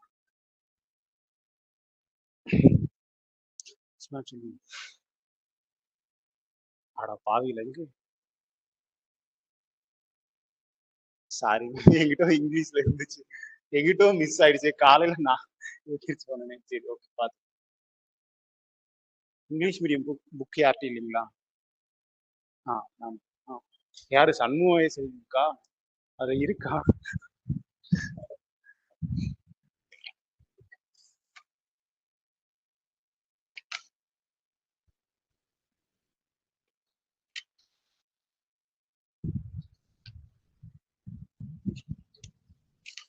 வெப்பநிலைனா வெப்பம்னா என்ன சார்? ஹீட்டுக்கும் டெம்பரேச்சருக்கும் என்ன சார் வித்தியாசம்? ஹீட்டுங்கிறது ஒரு வகையான எனர்ஜி சார், ஒரு வகையான எனர்ஜி. வெப்பம் அப்படின்னா ஹீட்டுக்கான டெஃபினிஷன், ஒரு பொருளை ஹீட் பண்ணா மட்டுமே அது வந்து ஹீட் கிடையாது. அந்த பொருளை கூல் பண்ணாலும், அதாவது அதோட வெப்பநிலையை குறைச்சாலும் அது வந்து கூல் ஆகிட்டே போகும். அப்படி இருந்தாலும் அதுல ஒரு வெப்பநிலை இருக்கும் தான், அது ஒரு எனர்ஜி. இந்த எனர்ஜியை மெஷர் பண்ற இந்த பிசிக்கல் குவான்டிட்டி அதுதான் ரொம்ப முக்கியம். இந்த இயற்பியல் அழகு தான். ஒரு சும்மா ஒண்ணுமே படிச்சவனுக்கும் படிக்காத வித்தியாசம் இருக்கு இல்லைங்களா. படிச்சவன் வந்து ஏன் பொருள் கீழே இருந்து மேல வருது அப்படின்னா அவன் ஒரு இது சொல்லுவான், இதுவே நம்ம சொல்லுவோம் இந்த ரீசன்னால. அந்த மாதிரி வெப்பம்னா ஒரு மாதிரி இருக்கும், இது வந்து பிசிக்கல் ஒரு ஸ்ட்ரக்சரைஸ் ஒரு சிஸ்டமேட்டிக்கா சொல்ற விஷயங்கள். இந்த வெப்பத்தை மெஷர் பண்ற இந்த பிசிக்கல் குவான்டிட்டி தான் வெப்பநிலை, டெம்பரேச்சர் அப்படின்னு சொல்றாங்க. வெப்பம்ங்கிறது ஒரு எனர்ஜி, அது தெரிஞ்சா போதும். அது ஒரு அமௌண்ட் பா, அந்த அமௌண்ட் இவ்வளவுதான் இருக்கணும், இப்படிதான் இருக்கணும், ஒரு ஒரு சிஸ்டமேட்டிக்கா ஒரு பிசிக்கலா மெஷர் பண்றதான் இந்த டெம்பரேச்சர் அப்படின்னு சொல்றாங்க. இயக்க ஆற்றலை, ஒரு துகளின் சராசரி இயக்க ஆற்றல் அப்படிங்கிறாங்க. ஓகேங்களா. அப்போ ஒரு ஒரு பொருள் இருக்கு, அந்த பொருள்ல நிறைய மாலிகுல்ஸ் இருக்குங்க, நிறைய துகள் பார்ட்டிகல்ஸ் இருக்கும். அதை ஹீட் பண்ணோம்னா என்ன ஆகும் அப்படின்னா அப்படியே வந்து வைப்ரேட் ஆகும். ஹீட் பண்ண வைப்ரேட் ஆகும். வைப்ரேட் ஆனாதான் அது ரொம்ப பெருசாகும். அதனாலதான் தட்டி அடைச்சு நம்ம கம்பியை வந்து நீட்டமா செய்ய முடியும். அப்போ ஹீட் பண்ண அதோட மாலிகுல்ஸ் வந்து அதோட இயக்கம், அதோட மூவ்மெண்ட் வந்து ரொம்ப அதிகமாகும், வேகமா அப்படி ஜிக்ஸாக்கா போக ட்ரை பண்ணும். அதுதான் ஹீட் பண்ணோம்னா, ஒரு பொருளை ஹீட் பண்ணோம்னா அந்த துகள்களோட இயக்கம் அதிகரிக்கும், அந்த பார்ட்டிகுலர்ஸோட மூவ்மெண்ட் வந்து இன்க்ரீஸ் ஆகும். அதுவே ஒரு பொருளை, அதுவே ஒரு ஒரு அமௌண்ட, ஒரு சப்ஸ்டன்ஸை நம்ம வந்து கூல் பண்றோம், குளிர்விக்கும் போது அந்த பொருள்ல இருக்க துகள்களின் இயக்க ஆற்றல் குறையும். குளிர்விச்சா குறையும், ஹீட் பண்ணா அதிகமாகும். எக்ஸாம்ல ரொம்ப ரொம்ப முக்கியம். இயக்க ஆற்றல் அதிகரிக்கும் ஹீட் பண்ணோம்னா, அதுவே கூல் பண்ணோம்னா இயக்க ஆற்றல் குறையும், அதோட மூவ்மெண்ட் வந்து அப்படியே ஸ்லோவாயிடும். அவ்வளவுதான். இது ரொம்ப ரொம்ப முக்கியமான ஒண்ணு, அததான் இங்க சொல்லலாம். இது ரொம்ப ரொம்ப முக்கியமான ஒண்ணு, அததான் இங்க சொல்லியிருப்பாங்கன்னு நினைக்கிறேன். ஓகேங்களா. அதன் வெப்பநிலை அதிகரிக்கும். ஒரு பொருளுக்கு வெப்பத்தை அளிக்கும் போது அதன் வெப்பநிலை அதிகரிக்கிறது, மாறாக ஒரு பொருளில் இருந்து வெப்பத்தை எடுக்கும் போது, வெளியேற்றும் போது வெப்பநிலை குறைகிறது, டெம்பரேச்சர் டிக்ரீஸ் ஆகும் அப்படின்னு சொல்லிருக்காங்க. SI unit of temperature is Kelvin அப்படிங்கறத நோட் பண்ணிக்கோங்க. இந்த Fahrenheit to degree Celsius, degree Celsius to Fahrenheit, அதுக்கப்புறம் பாத்தீங்கன்னா கெல்வின், இந்த கன்வர்ஷன் ரொம்ப முக்கியம். மேபி நான் ஹீட் பாடம் எடுக்கும் போது நான் அந்த எட்டு வரேன், அது ரொம்ப கொஞ்சம் பெரிய ஃபார்முலா மாதிரியே இருக்கும், இப்போதைக்கு அது வேணாம். ஸோ அதை மட்டும் நோட் பண்ணிக்கோங்க, ரொம்ப ரொம்ப முக்கியம். ஸோ கரண்ட், இப்ப இது எல்லாமே இந்த 7 யூனிட்டோட டெஃபினிஷன் நான் சொல்லிட்டு இருக்கேன். அடிப்படை யூனிட்ஸா இருக்கும் பாத்தீங்கன்னா, ஹீட்னா என்ன, லென்த்னா என்னன்னா நம்ம மெஷர் பண்றது லென்த், அதுக்கு ஒன்றும் கஷ்டமாலாம் இருக்காது. மின்னோட்டம்னா என்ன, ரொம்ப முக்கியங்க. மின்னோட்டம் அப்படிங்கிறது, அதுக்கு முன்னாடி மின்னூட்டம்னா என்னன்னு தெரியணும். அதாவது சார்ஜ்னா என்னன்னு தெரியும். சார்ஜ் ரெண்டு வகைப்படும், மின்னூட்டம் ரெண்டு வகைப்படும். ஒன்னு பாசிட்டிவ் சார்ஜ், இன்னொரு negative charge. Negative charge is called as current. Negative அதாவது எதிர்மின் சுமை கொண்ட மின்னூட்ட துகள்கள் மின்னோட்டம் என்று அழைக்கப்படுகிறது. அது எப்படி சார் மின்னூட்டம்னு சொல்றாங்க, மின்னோட்டம்னு சொல்றாங்க? இந்த எலக்ட்ரிக்கல் சார்ஜ், இந்த நெகட்டிவா இருக்கிற இந்த எலக்ட்ரிக்கல் சார்ஜ் வந்து ஒரு இடத்துல இருந்து இன்னொரு இடத்துக்கு மூவ்மெண்ட் ஆகுது பாத்தீங்களா, அதுதாயா கரண்ட், அதுதாயா எலக்ட்ரிக் கரண்ட், அதுதாயா மின் ஓட்டம் அப்படிங்கிறாங்க. இதெல்லாம் மின்னூட்டம்பா. தமிழ்ல இதெல்லாம் மின்னூட்டம். என்ன வகையான மின்னூட்டம் அப்படின்னு கேட்டா, நெகட்டிவ் எதிர்மறையான எதிர்மின் மின்னூட்டம், எதிர்மின் நெகட்டிவ் சார்ஜஸ் அப்படின்னு சொல்லுவாங்க. இந்த நெகட்டிவ் சார்ஜஸ், இந்த எதிர்மறையான அதாவது எதிர் மின்னூட்டம் கொண்ட இந்த துகள்களோட அப்படியே போகுது பாத்தீங்களா, மூவ்மெண்ட் ஓடுது பாத்தீங்களா, இந்த மின் சுமை கொண்ட இந்த மின்னூட்டங்கள் ஓட்டம் தான் மின் ஓட்டம் அப்படிங்கிறாங்க. இங்க பாருங்க, மின்னூட்டங்கள் பாய்வதை மின் ஓட்டம் அப்படிங்கிறோம். மின்னூட்டம் சார்ஜ வந்து இங்க இருந்து ஓடுது பாத்தீங்களா, flow of current, flow of electron, it's called as கரண்ட்னு சொல்லுவாங்க. சரி, நான் சயின்ஸ் படிக்கல, எனக்கு சயின்ஸ் என்னையா ஒரு சார்ஜ் வந்து இங்க இருந்து இன்னொரு இடத்துக்கு போகுது, இதுதாயா கரண்ட், இது உங்களுக்கு புரியலையா? புரியும் தானே? ரொம்ப ரொம்ப முக்கியமா பாய்வதை அப்படின்னு சொல்றாங்க, ஃப்ளோ ஆகுது, flow of electric charge in particular direction. எந்த டைரக்ஷன்ல போகும் அப்படின்னா, நெகட்டிவ்ல இருந்து பாசிட்டிவை நோக்கி போகும். இதையும் நோட் பண்ணிக்கோங்க, நெகட்டிவ்ல இருந்து பாசிட்டிவ் நோக்கி போகும். ஒரு பேட்டரி இருக்கு அப்படின்னா, இது பாசிட்டிவ், இது நெகட்டிவ். இங்க இருக்கிற எலக்ட்ரான் தான் இப்படி போய் இங்க போய் இங்க போகும். நேர் அதாவது எதிர்மின்ல இருந்து நேர்மின்னை நோக்கி எலக்ட்ரான்கள் பாயும், ஃப்ளோ ஆகும். இது எல்லாமே எக்ஸாம்ல ரொம்ப முக்கியங்க. நான் சொல்ற பாயிண்ட் எல்லாமே முக்கியம். இது நீங்க படிச்சாலே போதும் தான்.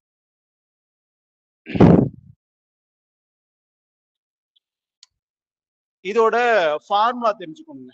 ஐனா கரண்ட்டுங்க, கியூனா சார்ஜுங்க. ஐனா மின்னோட்டம், கியூனா மின்னூட்டம், டீனா டைம்.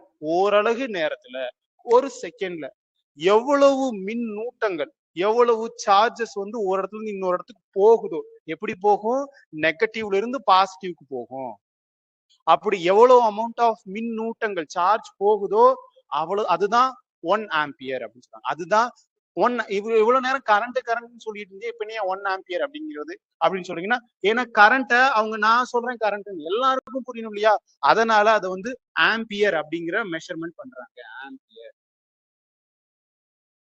ரொம்ப ரொம்ப முக்கியமானது. அதோட சிம்பல் ஏ, கெல்வினோட சிம்பல் கே, மீட்டரோட சிம்பல் கேபிட்டல் எம் கிடையாது, ஸ்மால் எம். அதே மாதிரி செகண்ட்ஸோட சிம்பல் வந்து ஸ்மால் டி தான், கேபிட்டல் டி கிடையாது. அதே மாதிரி அமௌண்ட் ஆஃப் சப்ஸ்டன்ஸ் அடுத்து இருக்கும், அடுத்து நான் சொல்றேன். எலக்ட்ரிக் சார்ஜ் சொல்றேன் இல்லைங்களா, மின்னூட்டம், மின்னூட்டத்தோட எஸ்ஐ யூனிட் கூலும்.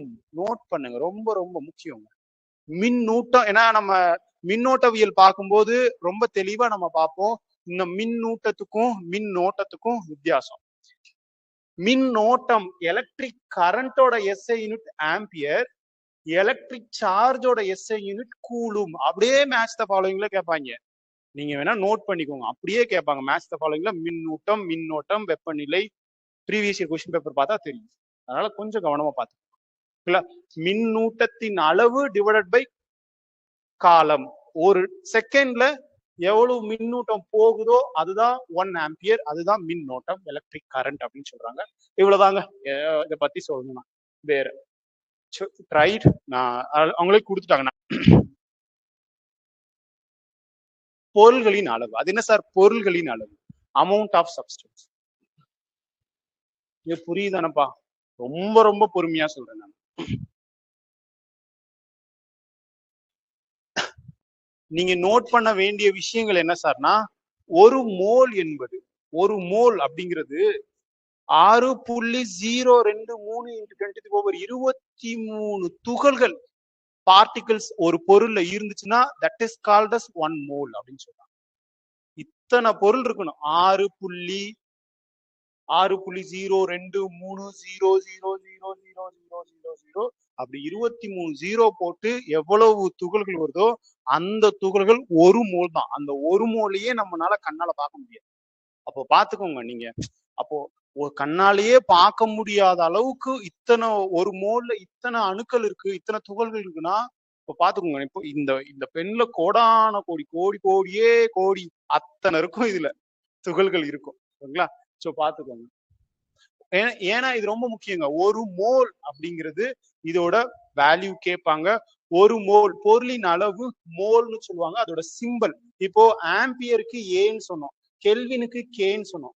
அப்போ மோல்க்கு வந்து எம்னு சொல்ல வேண்டியதானே சார் அப்படின்னு கேட்டா, ஆக்சுவலா நம்ம லென்த் மீட்டர்னு நம்ம மென்ஷன் பண்ணிட்டோம். லென்த் வந்து மீட்டர் மென்ஷன் பண்ணிட்டோம் இல்லைங்களா? அதனால இத மோல்னு சொல்றோம். MOL கம்ப்ளீட் நேம் வந்து MOLE. இது வந்து மோல். அதோட சிம்பிள் பாத்தீங்கன்னா MOL. இது சிம்பிள் பா, ரொம்ப ரொம்ப முக்கியமானது. அந்த 1 மோல் தான் அவகேட்ரா எண். அவகேட்ரா எண்ணின் மதிப்பு என்ன? ஒரு மோலோட என்ன வேல்யூவோ அதுதான் அவகேட்ரா எண். ஒரு மோலோட எவ்வளவு வேல்யூ, எத்தனை துகள் இருக்கணும்? 6.023 பவர், இங்கேயும் 23, 10 பவர் மேலேயும் 23, பிளஸ் 23. கீழே ஆப்ஷன்ல -23 கொடுத்து வச்சிருப்பாங்க. பிளஸ் 23 மைனஸ்ல எங்கேயாவது துகள்கள் இருக்குமா? இருக்காது. புரிஞ்சுட்டா ஈஸி. அந்த ஒரு மோல் தான் ஒரு அவகேட்ரா எண் சொல்றாங்க. இதையும் நோட் பண்ணிக்கோங்க. அப்ப அவகேட்ரா எண் equal to 1 mole equal to 6.023 into 10 power plus 23 துகள்கள், பார்ட்டிகல்ஸ். நோட் பண்ணிக்கோங்க. இந்த பாயிண்ட்டை மட்டும் நோட் பண்ணிட்டு ரீகால் பண்ணுங்க, அதுவே போதும் தான். சயின்ஸ் ஒண்ணுமே கத்துக்காம இருக்கிறதுக்கு இதுவே போதுமானதா இருக்கு. பாத்துக்கலாம். ஜியோகிராஃபி சூப்பரா கத்து வச்சிருக்கீங்க, இது அதுக்கு மேல இருக்கு. நானே 4 நாள் கழிச்சு வந்து கேட்கிறேன். சொல்லுங்க, சூப்பரா. Luminous intensity. லூமினஸ் இந்த கிரிக்கெட்ல ஆடும்போதெல்லாம் ஒரு ஒரு அம்பையர்லாம் அப்படின்னா வச்சு பார்ப்பாங்க. இவ்வளவு லூமினஸ் இருந்தாதான் அவ்வளவு லைட்ல தான் விளையாடணும், அதுக்கும் கம்மியா இருந்தா அவங்க விளையாட மாட்டாங்க. ஸோ விராட் கோலிலாம் ஒரு டைம் கிளைம் பண்ணாருன்னு நினைக்கிறேன், மேபி நான் பார்த்தது. அந்த லூமினஸ் அப்படிங்கிறது ஒளி செறிவுங்க. ஒளியோட ஒளி அப்படிங்கிறது பாத்தீங்கன்னா லூமினஸ் சொல்லுவாங்க. ஒளியோட செறிவு, இன்டென்சிட்டி. ஒளியோட செறிவை, அந்த லூமினஸ் இன்டென்சிட்டியை மெஷர் பண்ற மீட்டரோட பேரு லூமினஸ் இன்டென்சிட்டி மீட்டர், அதாவது ஒளி செறிவு மானி. அதுக்கு இன்னொரு பேர் இருக்கு, போட்டோ மீட்டர், ஒளி மானி. போட்டோ அப்படின்னாலே ஒளிங்க. இந்த போட்டோங்கிற வார்த்தை நம்ம எடுக்கிறோம் இல்லைங்களா, அந்த போட்டோ ஒளிய போய் பட்டு ரிஃப்ளெக்ட் ஆகி வருது. நான் இப்ப இந்த ப்ளூ கலர்ல தெரியுறேன், கருப்பு கலர்ல தெரியுறேன், சிவப்பா தெரியுதுன்னா அங்க இருக்கிற லைட்டு என் மேல பட்டு உங்க கண்ணுக்கு படுது, திருப்பி படுது, பட்டு ரிஃப்ளெக்ட் பண்றேன். நானா ஒரு பொருளை ரிஃப்ளெக்ட் பண்ண கிடையாது. ஆனா நான் ஒரு பொருளை மெழுகுபத்தியை பத்த வச்சுட்டேன்னா அதுல ஹீட்டும் வரும், லைட்டும் ப்ரொடியூஸ் ஆகும். புரியுதுங்களா? இந்த ஹீட், இந்த பொருள் வந்து இந்த மெழுகுவத்தி வந்து ஹீட்டையும் ப்ரொடியூஸ் பண்ணும், லைட்டையும் ப்ரொடியூஸ் பண்ணும். ஆனா என்னால சுயமா என்னால லைட்டை ப்ரொடியூஸ் பண்ண முடியாது. அப்போ எக்ஸ்டர்னலா ஏதோ ஒரு லைட் சோர்ஸ் தேவைப்படும். ஆர்டிபிஷியலா இருக்கிற லைட் ஆகட்டும், நேச்சுரலா இருக்கிற சூரியன் ஆகட்டும், அங்கிருந்து லூமினஸ் வரணும், அங்கிருந்து போட்டோ வரணும். இந்த ஒளியோட ஃபண்டமெண்டல் யூனிட் எதுன்னு கேட்டீங்கன்னா போட்டான். போட்டான்ங்கிற இந்த வார்த்தையில இருந்துதான் இந்த போட்டோ அப்படிங்கிற வார்த்தை வந்தது. ரொம்ப ரொம்ப முக்கியமானது. ஒளியோட அடிப்படை அலகு எதுன்னு கேட்டா போட்டான். தமிழ்லயுமே போட்டான் தான் சொல்லுவாங்க, போட்டான்.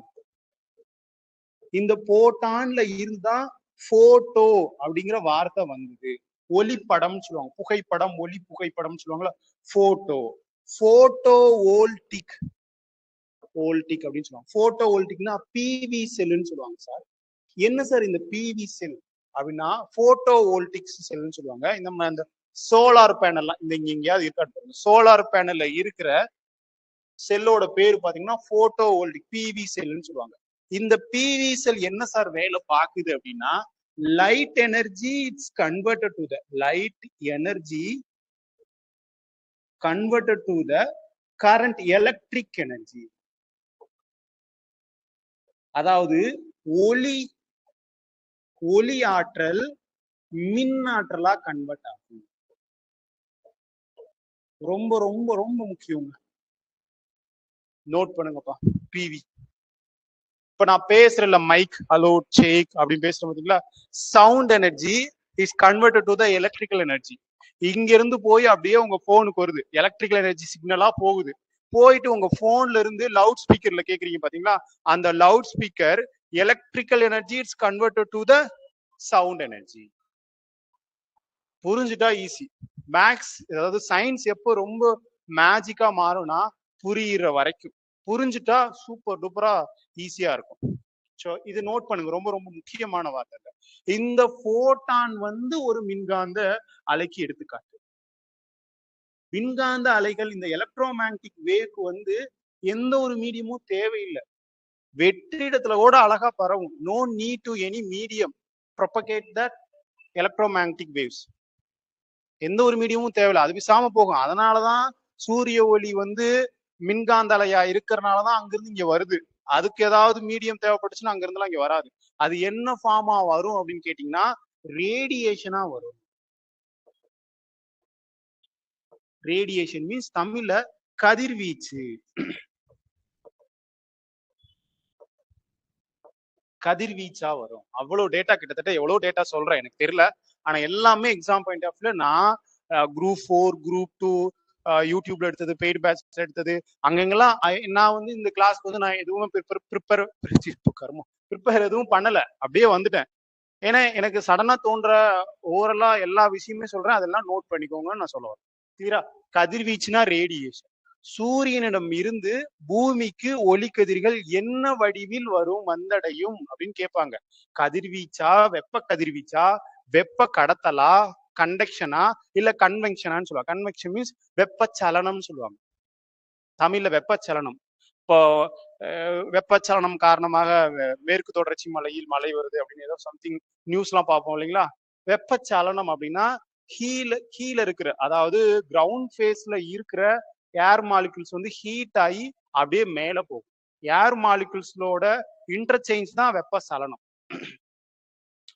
அப்போ பூமிக்கு வந்தடைகிறது வெப்ப கதிர்வீச்சு, ரேடியேஷனா வந்தடையும். அப்போ சூரியன்கிட்ட இருந்து, சன்னுல இருந்து எர்த்துக்கு வந்தடைய, ஒரு சூரிய ஒளி வந்தடைய எவ்வளவு நேரம் ஆகும் சார் அப்படின்னு கேட்டா கரெக்டா 500 செகண்ட்ஸ்ங்க. 500 செகண்ட்ஸ். 8 மணி நிமிஷம், 8 நிமிஷம் 20 செகண்ட்ஸ். 8 நிமிஷம் 20 செகண்ட்ஸ் நீங்க ஞாபகம் வச்சுட்டாலும் சரி, இல்ல 500 வினாடிகள், 500ங்கிறது ஹோல் நம்பரா இருக்கு, அதனால நான் 500 செகண்ட்ஸ் அதை வந்து நான் நிமிஷத்துக்கு மாத்திப்பேன். 8 செகண்ட்ஸ், 8 நிமிஷம் 20 செகண்ட்ஸ் ரொம்ப ரொம்ப முக்கியமானது. ஸோ இதுதாங்க சூரியன். சூரியனை பத்தி இன்னும் வேற எல்லாம் சொல்லணும் அப்படின்னா, சூரியன் ஒரு நட்சத்திரம், ஸ்டார். சூரிய குடும்பத்தோட ஹெட் எதுன்னு கேட்டீங்கன்னா இந்த ஸ்டார் தான், இந்த சூரியன் தான். சூரியனை சென்டரா வச்சுதான் மற்ற கோள்கள் எல்லாம் சுற்றி வருது.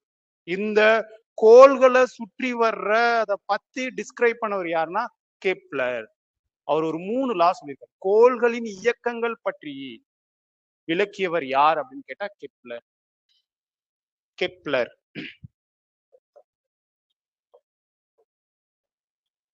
கெப்லர்ஸ் லா அப்படின்னு சொல்லுவாங்க. நான் லாஸ்டா இந்த லா ஆஃப் மோஷன்ஸ்ல கடைசியா இருக்கும் ஒரு 3 லா சொல்லியிருப்பாரு, அதை பத்தியும் பார்ப்போம். சூரியன்ல hydrogen it's converted to the ஹீலியமா கன்வெர்ட் ஆகும்.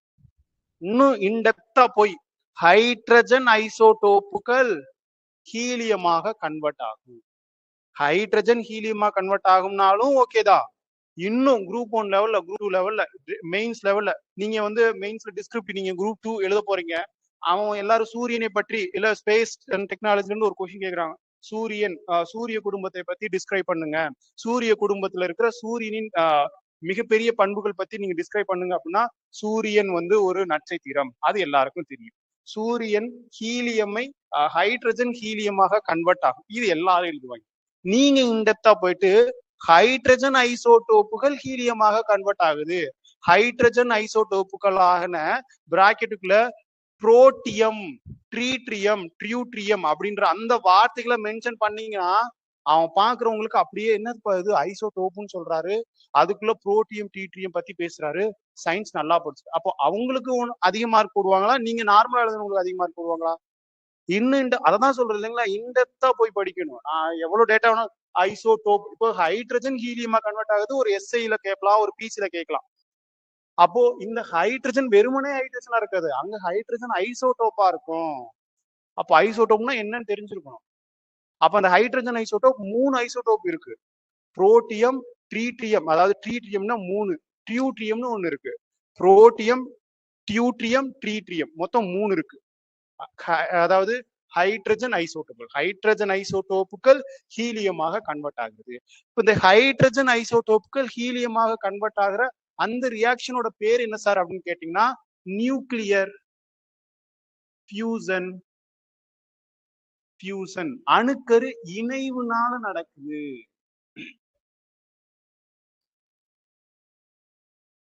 ரொம்ப முக்கியம். எப்படி கேட்கலாம் அப்படின்னா குரூப் 1ல, குரூப் 4, குரூப் 2ல கேட்கலாம்னா அணுக்கரு இணைவு பற்றி அன்றாட வாழ்வில் உள்ள ஏதாவது சம்திங் அந்த மாதிரி டே டு டே லைஃப்னா சன்ல அணுக்கரு இணைவு இருக்கு. ஹைட்ரஜன் குண்டு அக்கர் ஆகிறது இந்த நியூக்ளியர் ஃபியூஷனாலதான்.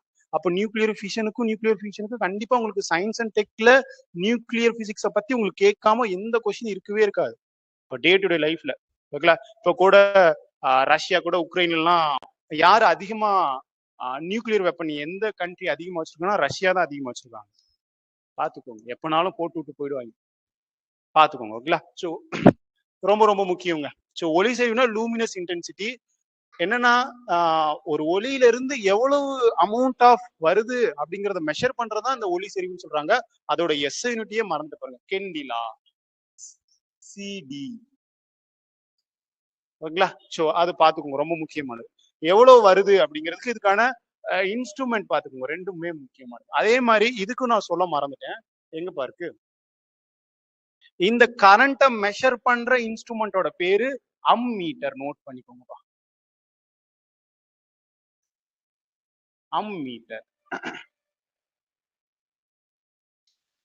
அம்மீட்டர் ஒரு இப்போ இந்த ஃபேன்ல கரண்ட் வருங்க. இந்த இந்த ஃபேன்ல ஒரு கரண்ட் இருக்கு. நல்ல நான் ரெண்டுத்துக்குள்ள ஒரு பயங்கரமான ஒரு டிஃபரன்ஸ் சொல்ல போற பாருங்க. இந்த ஃபேன்ல கரண்ட் இருக்கு.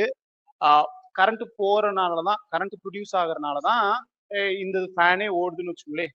அப்போ இதுல எவ்வளவு கரண்ட் இருக்கு, எவ்வளவு மின்னோட்டம் இருக்குன்னு செக் பண்றதுக்கு இந்த அம்மீட்டர், எவ்வளவு அமௌண்ட் ஆஃப் கரண்ட் இதுல இருக்குன்னு செக் பண்றதுக்கு இந்த அம்மீட்டர். அதுவே இந்த இது ஓடாம நின்றுட்டு இருக்கு அப்படியே. ஆனா இதுல மின்னோட்டம் இருக்கா இல்லையா, வருமா வராதா தொட்டு செக் பண்ணி, டெஸ்டரை வச்சு செக் பண்றதுக்கும் ஒரு மீட்டரை வச்சு செக் பண்ணுவாங்க. ஒரு மின்னோட்டம் உள்ளதா இல்லையா என கண்டறிய உதவும் அந்த சாதனத்தோட பேரு கால்வானோமீட்டர். கால்வானோமீட்டர் தமிழ்ல கால்வானோ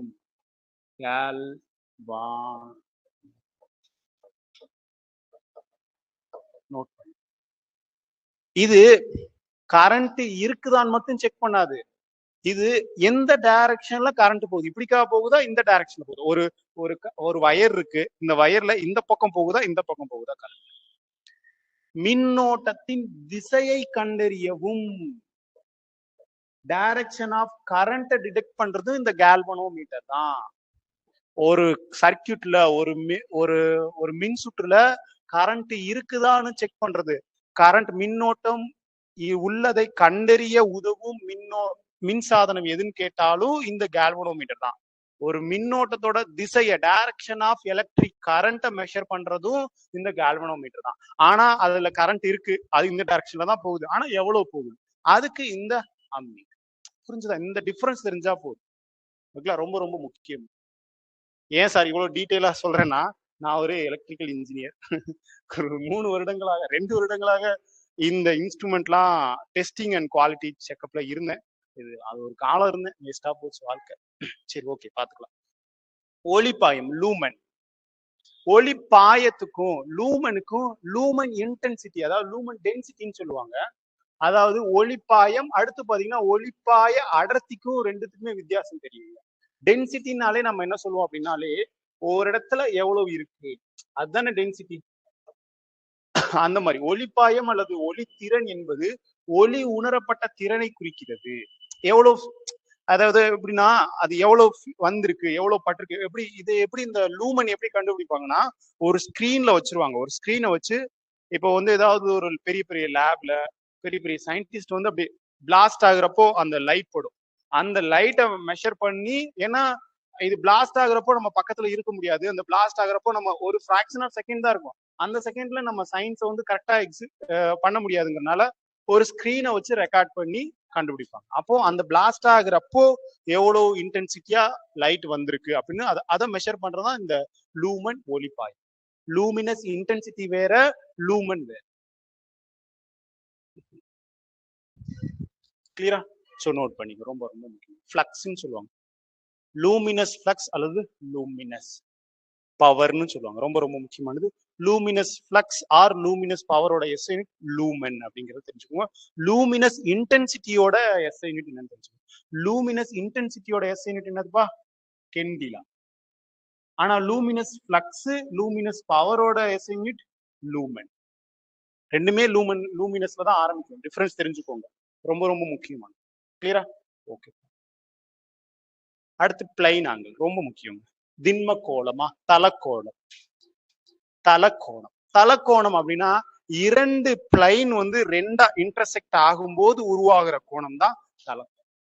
இரண்டு நேர்கோடு அல்லது இரு தளங்களின் குறுக்கு வெட்டினால் உருவாகும் கோணம் தலக்கோணம். அதோட எஸ்ஐ யூனிட் ரேடியன். ரொம்ப ரொம்ப ரேடியன். அதோட சிம்பல் RAD, ரேட்.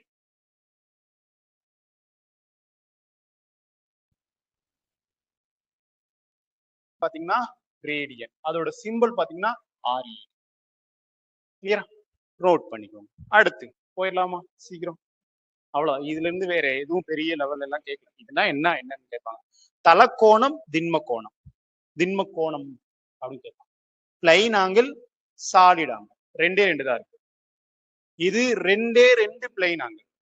அங்க வந்து என்னன்னா மூணுக்கு மேல, ரெண்டு அல்லது அதற்கு மேற்பட்டு, மூன்று அல்லது அதற்கு மேற்பட்டு, 3 or more சாலிட் ஆங்கிள். மூன்று அல்லது அதற்கு மேற்பட்ட தளங்கள் ஒரு பொதுவான புள்ளியில் வெட்டி கொள்ளும் போது உருவாகும் கோணம் திண்ம கோணம் அப்படின்னு சொல்றாங்க. அதோட எஸ்ஐ யூனிட் என்னப்பா? அது ரேடியன். இதுக்கு முன்னாடி இங்க எஸ் இருக்குங்களா, இங்க சாலிட் இருக்கனால இங்க STE அப்படிங்கிறது மட்டும் நோட் பண்ணி. ஸ்டேடியன்.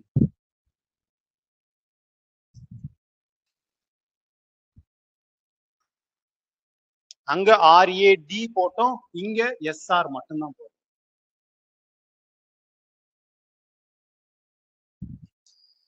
அங்க ரெண்டே ரெண்டு ஸ்ட்ரெயிட் லைன்ஸ் ஆர் ரெண்டே ரெண்டு பிளைன் இன்டர்செக்ட் ஆகும்போது, இங்க 3 or more பிளைன் ஆங்கிள்ஸ் வந்து இன்டர்செக்ட் ஆகும்போது உருவாகிற கோணம் தான் ஆங்கிள் தான் சாலிட் ஆங்கிள். அதோட எஸ்ஐ யூனிட் என்ன? அதோட சிம்பல். சீக்கிரப்பா.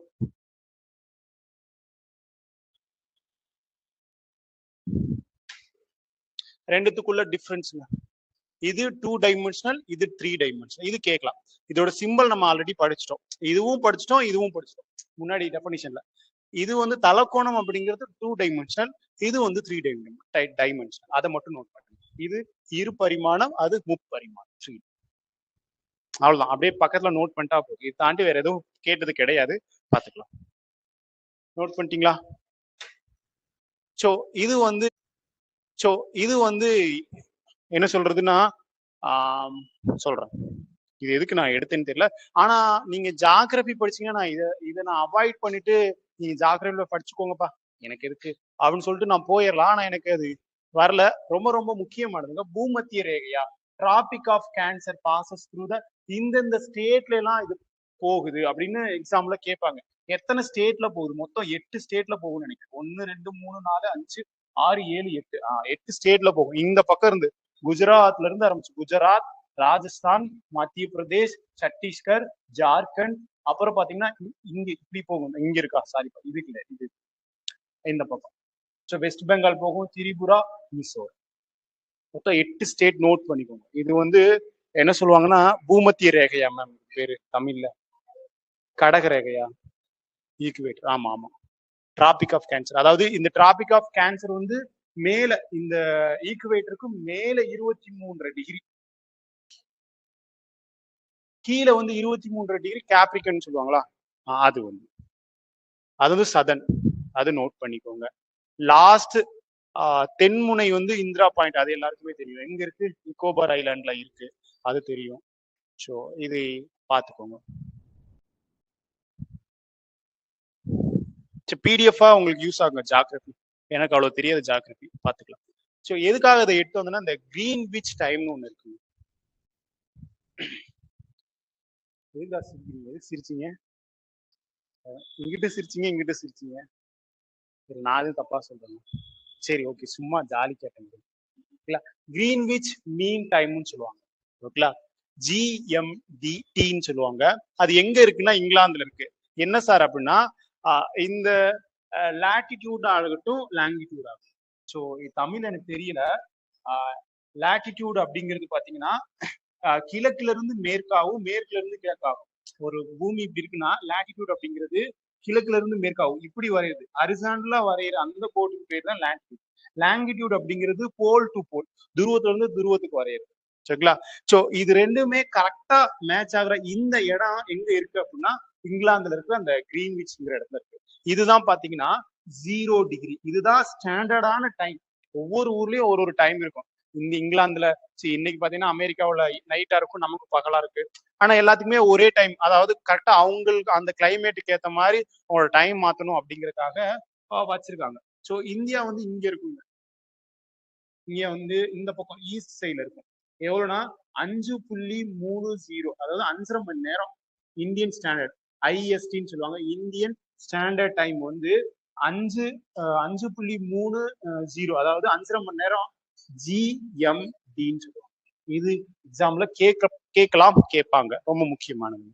ஒரு டிகிரியுமே பாத்தீங்கன்னா ஒவ்வொன்றுமே பாத்தீங்கன்னா 24 மணி நேரங்கள்னால 24 ஜோனா பிரிச்சிருப்பாங்க. ஒவ்வொரு கோட்டுக்கு நடுவுல பாத்தீங்க அப்படின்னா உங்களுக்கு 15 டிகிரி வந்து இருக்கும் அப்படின்னு சொல்லுவாங்க.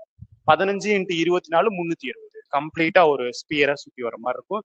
ஜாகிரபி எடுக்கும்போது தெளிவாவே எடுப்பாங்க. இது மட்டும் எக்ஸ்ட்ரா பாயிண்ட்ஸ் புக் புத்தகத்துல கொடுத்துருக்காங்க, நோட் பண்ணிக்கோங்க, ரொம்ப ரொம்ப முக்கியமானது.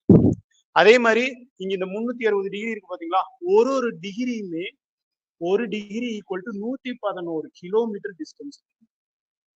நீங்க இந்தியன் மேப்ல ஒரு டிகிரி ஆங்கிள் தள்ளி போனீங்கன்னா இங்க இருக்கிற இடத்துக்கும் இங்க இருக்கிற இடத்துக்கும் டிஃபரன்ஸ் வந்து கிலோமீட்டர்ல 111 கிலோமீட்டர் இருக்கும். எத்தனை ஜோன்ஸா பிரிச்சிருப்பாங்க அப்படின்னா 24 ஜோனா பிரிச்சிருப்பாங்க. எந்த நாட்டுல அதிகமான டைம் ஜோன் அக்செப்ட் பண்றாங்கன்னா ரஷ்யாவில். ரஷ்யா தான் இருக்கிறதுலே ரொம்ப பெரிய நாடு. அதோட ஏரியா வைஸ் பார்க்கணும், ரொம்ப பெரிய நாடு. அதனால அதுலதான் வந்து கிட்டத்தட்ட 8-7 டைம் ஜோன்ஸ் வந்து அதுல ஃபாலோ பண்றாங்கன்னு நினைக்கிறேன். ஸோ அது பார்த்துக்கோங்க, ரொம்ப ரொம்ப முக்கியமான ஒன்று. வேற எதுவும் மறந்துட்டேனா? அவ்வளவுதான். ஸோ இந்தியாவில் இருக்குது, அதான் நான் சொல்றீங்களா. இதோட டிகிரி இன் டேர்ம்ஸ் ஆஃப் டிகிரியில பார்த்துக்கோங்க, 82.5 டிகிரி இருக்குங்களா. ஸோ இங்க இருக்கும் பாருங்க, 82.5 டிகிரி இங்க இருக்கும். ஸோ நோட் பண்ணிக்கோங்க, இங்க இருக்கிற டைம் தான் 82.5 டிகிரி. ஸோ பார்த்துக்கோங்க. இது கேட்பாங்க, மைனஸ்ல கொடுத்து கேட்பாங்க. ஐஎஸ்டி கிரீன்விச் டைம், அதாவது GMT பிளஸ் 5.03 டைம்னு சொல்லலாம், அல்லது மைனஸ் இந்த மாதிரி கொடுப்பாங்க. இது நோட் பண்ணிக்கோ, ரொம்ப ரொம்ப முக்கியம். அங்க இருப்பாரு. கிளியரா? எங்க இருக்குன்னா, இது எங்க இருக்குன்னா இந்தியாவுல உத்தரப்பிரதேசம் மிர்ஷாப்பூர்ல இருக்கு. ஸோ நோட் பண்ணுங்க, ரொம்ப ரொம்ப முக்கியம். வேற வழியே இல்லை, இதை மனப்பாடம் பண்ணிதான்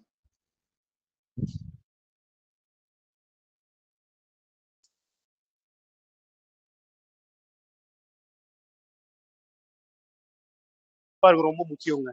ஃபெர்மி அப்படிங்கிறது மைனஸ்ல, ஆம்ஸ்ட்ராங்னா 10⁻⁻⁻⁻. நானோ அப்படின்னா 10⁻⁻⁹. மைக்ரோமீட்டர் அப்படின்னா 10⁻⁻⁻⁶. மில்லி அப்படின்னா 10⁻⁻3. சென்டி அப்படின்னா -2 அப்படிங்கிறது தெரிஞ்சுக்கோங்க, ரொம்ப ரொம்ப முக்கியமானது. ஸோ பார்செக், விண்ணியல் ஆரம் அப்படிங்கிறது இருக்கிறதுலே பாத்தீங்கன்னா இது எப்படி கேட்பாங்க அப்படின்னா பார்செக், அதுக்கப்புறம் பாத்தீங்கன்னா லைட் இயர், அதை விட அதிகமா AU, அதுக்கப்புறம் பாத்தீங்கன்னா கிலோமீட்டர், அதுக்கப்புறமா மீட்டர், அதுக்கப்புறமா சென்டிமீட்டர், அதுக்கப்புறமா மில்லிமீட்டர், இல்ல அதுக்கப்புறமா டெசிமீட்டர், அதுக்கு கீழே இருக்கிற மைக்ரோமீட்டர் அப்படின்னு கேட்கலாம். இந்த கிரனாலஜிக்கல் ஆர்டர் வைஸ் கேட்பாங்க. பார்செக் அப்படிங்கிறது பாத்தீங்கன்னா விண்ணியல் ஆரம் அப்படிங்கிறது, விண்ணியல் ஆரம் என்பது சூரிய குடும்பத்திற்கும் வெளியே உள்ள வானியல் பொருள்களின் தூரத்தை அளவிட பயன்படுகிறது. சூரிய குடும்பம் நம்மளோட சோலார் சிஸ்டம்ல இருந்து அவுட்டர்ல இருக்கிற ஏதாவது ஒரு பொருளை நம்ம மெஷர் பண்ணணும், ஒரு வானியல் பொருளை வந்து மெஷர் பண்ணணும்னா இந்த பார்செக் தான் இருக்கிறதுலே ரொம்ப ஹையஸ்ட் எது அப்படின்னா ஒரு பார்செக் விண்ணியல் ஆரம் 3.26 லைட் இயர். ஸோ இருக்கிறதுலே ரொம்ப லென்த்தானது எதுன்னு கேட்டீங்கன்னா விண்ணியல் ஆரம் தான். இந்த விண்ணியல் ஆரம் ஆகட்டும், ஏயு ஆகட்டும், அதுக்கப்புறமா லைட் இயர் ஆகட்டும், இது எல்லாமே எதை மெஷர் பண்ணும் அப்படின்னு கேட்டீங்கன்னா லென்த்தை மெஷர் பண்றது. அதாவது பாத்தீங்கன்னா டிஸ்டன்ஸை மெஷர் பண்றது, தொலைவை கணக்கிட பயன்படுது. எப்படி கேட்கலாம் அப்படின்னா ஒரு விண்ணியல் ஆரம் அப்படிங்கிறது விண்ணியல் ஆரம் எதனின் அலகு, எதனை அளக்க பயன்படுகிறது அப்படின்னு கேட்கலாம். அப்போ இடைப்பட்ட தொலைவுகளை டிஸ்டன்ஸை மெஷர் பண்றதுக்கு லைட் இயர் ஆகட்டும், பார்செக் ஆகட்டும், இல்ல வந்து ஏயு ஆகட்டும், கிலோமீட்டர் ஆகட்டும், வாட் எவர் என்னன்னாலும் சரி, அது தொலைவு டிஸ்டன்ஸை மெஷர் பண்றது. கிளியரா? ஸோ இது நோட் பண்ணிக்கோங்க, இந்த வேல்யூவை நோட் பண்ணிக்கோங்க, ரொம்ப ரொம்ப முக்கியமானது. கிளியரா? ஓகே.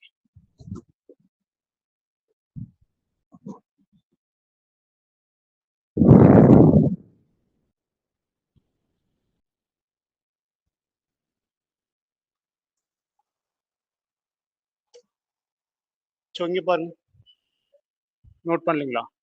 பண்ணலையா? ஒரு குவாண்டல் அப்படின்னா என்ன, குவாண்டால்னா என்ன, மெட்ரிக் டன்னா என்ன, இதெல்லாம் ரொம்ப பேசிக்குங்க. இது இது தெரிஞ்சிருக்கணும். பட் இன்கேஸ் தெரியலன்னா நோட் பண்ணிக்கோங்க, அப்பப்போ ரீகால் பண்ணிக்கோங்க.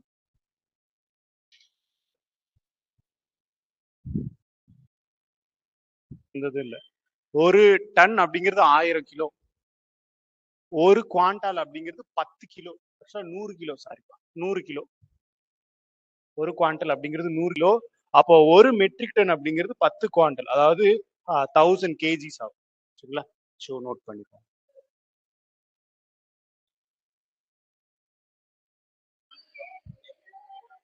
இல்ல சீரியஸாவே மேம், காலையில இருந்தே ஒரு மாதிரி டயர்டாவே இருக்கு. கண்டினியூஸா 2 நாள் வர்றது டிராவல். பிடிஎஃப் நோட் பண்ணிக்கோங்க. MAU அட்டாமிக் மாஸ் யூனிட், ரொம்ப முக்கியங்க. அட்டாமிக் மாஸ் யூனிட் ரொம்ப ரொம்ப முக்கியமானது. அட்டாமிக் மாஸ் யூனிட் அப்படிங்கிறது புரோட்டானோட எண்ணிக்கை, நியூட்ரானோட எண்ணிக்கை, எலக்ட்ரானோட எண்ணிக்கை மெஷர் பண்றது. இதுவுமே யூனிட் அண்ட் மெஷர்மெண்ட்ஸ்ல தான் வருது. அப்போ புரோட்டான், எலக்ட்ரான், நியூட்ரானா என்னன்னு தெரியணும். யாராவது ஒரு ஆள் புரோட்டானா இதுயா, நியூட்ரானா இது, எலக்ட்ரானா இது, யாராவது ஒரு ஆள் சொல்லுங்க, பழைய பேட்ச் சொல்லுங்க. புரோட்டானா பாசிட்டிவ் விட்டுருங்க, ரைட்டு. நெகட்டிவ் அடுத்து. ஓகே, இது யாரு கண்டுபிடிச்சாங்க, யாராவது தெரியுமா? ஜான் டால்டன் வந்துட்டாரா? ஓகேயா, சொல்லுங்க மேம். அவர் ஏயா அதையே எடுக்கிறோம் பிசியில தீய வைக்க. ஜே தாம்சன் என்ன கண்டுபிடிச்சாரு மேம்? புரோட்டானை கண்டுபிடிச்சது கோல்ட்ஸ்டீன், நியூட்ரானை கண்டுபிடிச்சது சாட்விக், எலக்ட்ரானை கண்டுபிடிச்சது ஜே தாம்சன். ஓகேங்களா? இது நெகட்டிவ் சார்ஜ், இது பாசிட்டிவ் சார்ஜ், இது நியூட்ரல், அதாவது பாசிட்டிவும் கிடையாது நெகட்டிவும் கிடையாது. இந்த புரோட்டானும் நியூட்ரானும் இது ரெண்டும் நியூக்ளியஸ்ல இருக்கும், அணுக்கருவோட உட்கருவுல இருக்கும். அப்ப எலக்ட்ரான் மட்டும் சுத்தி வரும். ரொம்ப பேசிக்கான விஷயம். ஓகேங்களா? ஸோ நோட் பண்ணிக்கோங்க. மாஸ் கண்டுபிடிச்சது கோல்ட்ஸ்டீன், நியூட்ரானை தீய வைக்க ஜே தாம்சன் என்ன கண்டுபிடிச்சாரு மேம்? புரோட்டானை கண்டுபிடிச்சது கோல்ட்ஸ்டீன், நியூட்ரானை கண்டுபிடிச்சது சாட்விக், எலக்ட்ரானை கண்டுபிடிச்சது ஜே தாம்சன். ஓகேங்களா? இது நெகட்டிவ் சார்ஜ், இது பாசிட்டிவ் சார்ஜ், இது நியூட்ரல், அதாவது பாசிட்டிவும் கிடையாது நெகட்டிவும் கிடையாது. இந்த புரோட்டானும் நியூட்ரானும் இது ரெண்டும் நியூக்ளியஸ்ல இருக்கும், அணுக்கருவோட உட்கருவுல இருக்கும். அப்ப எலக்ட்ரான் மட்டும் சுத்தி வரும். ரொம்ப பேசிக்கான விஷயம். ஸோ நோட் பண்ணிக்கோங்க. மாஸ் ஆஃப் த 1 ml, அதாவது வாட்டரோட டென்சிட்டியை பொறுத்து 1 கிராம் அது வெயிட் இருந்ததுன்னா 1 கிராம் இருந்ததுன்னா 1 ml 1 மில்லி லிட்டரா இருக்கும். அப்போ 1 கிலோ வெயிட் இருந்ததுன்னா அது வந்து 1 லிட்டர் இருக்கும்.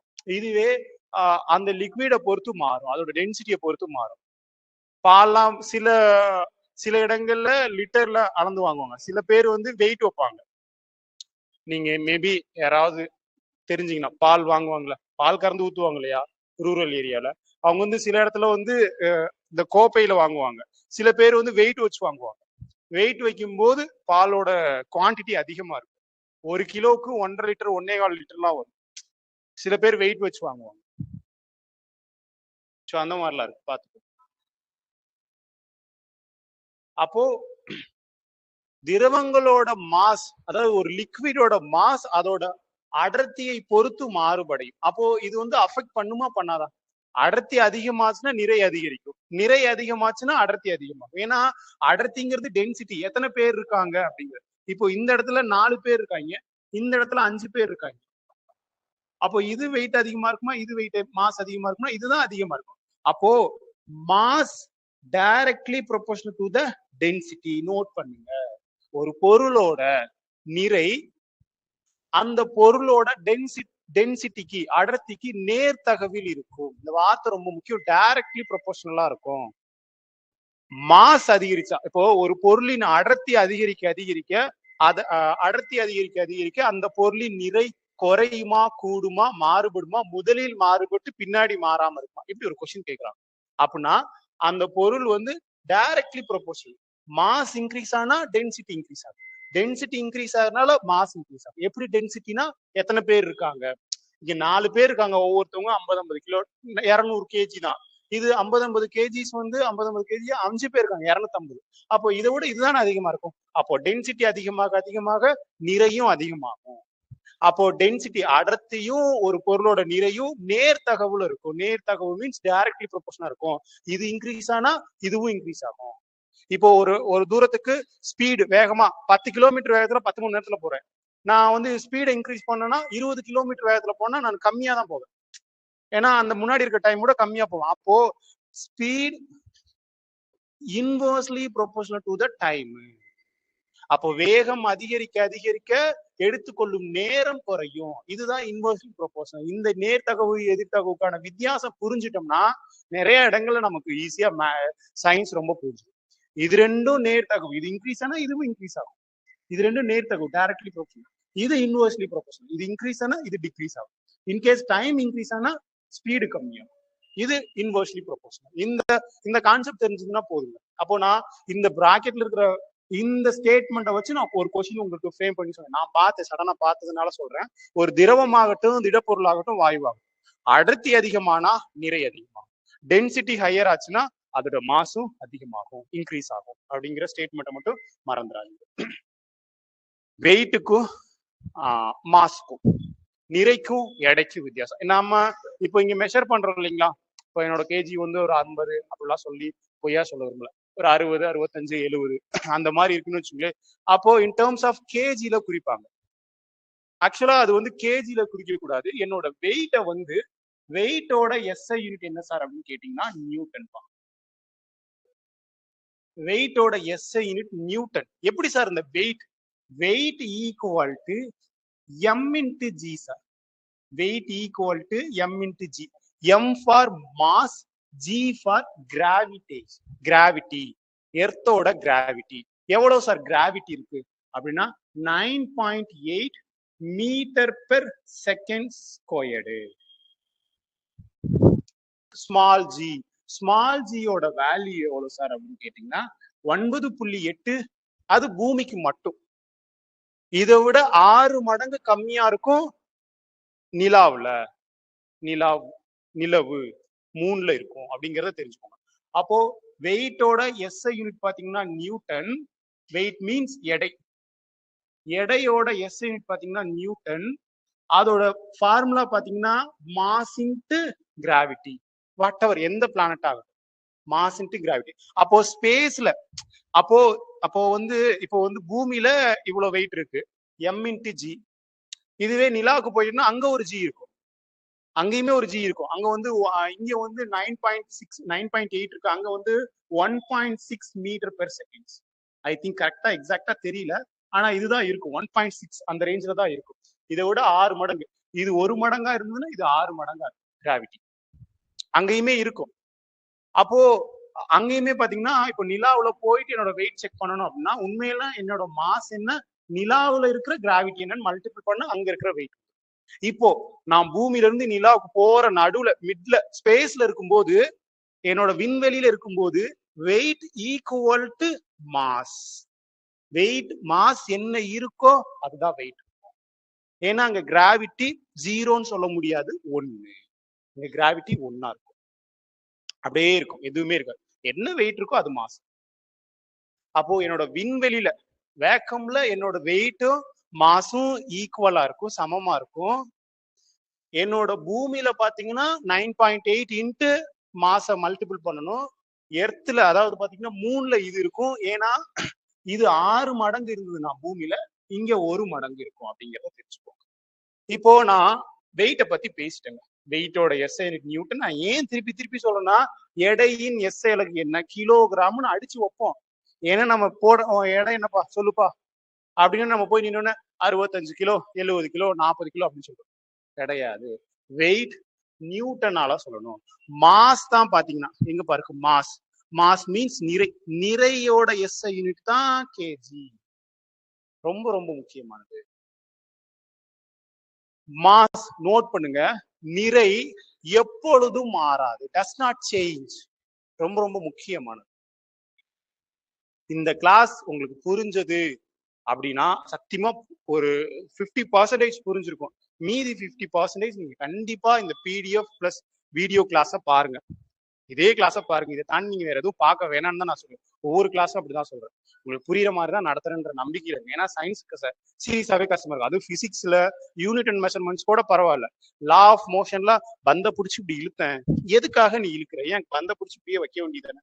அது ரியலா நமக்கு புரியுற மாதிரி எளிமையா சொல்லணுங்கிறத நான் ஆசைப்படுறேன். கண்டிப்பா சொல்லுவேன் நான் நம்புறேன். ஸோ பாத்துக்கலாம். ஸோ நாளைக்கு மேக்ஸ் கிளாஸ் இருக்கும் அப்படின்னு நான் நினைக்கிறேன். மேக்ஸ் சயின்ஸா அப்படிங்கிறத எண்ட் ஆஃப் த செஷன்ல நீங்களே சொல்லுங்க. எதுவுமே இல்லை, மேக்ஸ் எடுத்துடலாமா சயின்ஸ்? சரி இருங்க, நான் முதல்ல கொய்யால திருவிழா நடந்தா நடந்த மாதிரி சரி பாத்துக்கோங்க. அப்போ வெயிட்டோட எஸ்ஐ யூனிட் கடைசியில இப்போ கொஸ்டின்ஸ் நான் வச்சிருக்கேன். எல்லாரும் இண்டிவிஜுவலா ஆன்சர் பண்ணணும். கிளாஸ் கவனிச்சிருந்தீங்கன்னா அந்த கொஸ்டின்ஸ்க்கு எல்லாத்துக்குமே நீங்க ஆன்சர் பண்ற மாதிரி இருக்கும். பாருங்க, அப்போ வெயிட்டோட எஸ்ஐ யூனிட் நியூட்டன். வெயிட்டோட ஃபார்முலா என்னது? W equal to M into G. G for எர்த்தோட G எவ்வளவு? 9.8 metre per seconds. Metre per seconds squared. Metre per செகண்ட்ஸ்னா வேற. மீட்டர் பெர் செகண்ட்ஸ்னா எதோட எஸ் யூனிட்யா? மீட்டர் பெர் செகண்ட்ஸ் எதோட எஸ் யூனிட்? வெலாசிட்டி. வெலாசிட்டி என்ன சார்? டிஸ்பிளேஸ்மென்ட். டிஸ்பிளேஸ்மென்ட் என்ன? டிஸ்பிளேஸ்மென்ட்னா என்ன?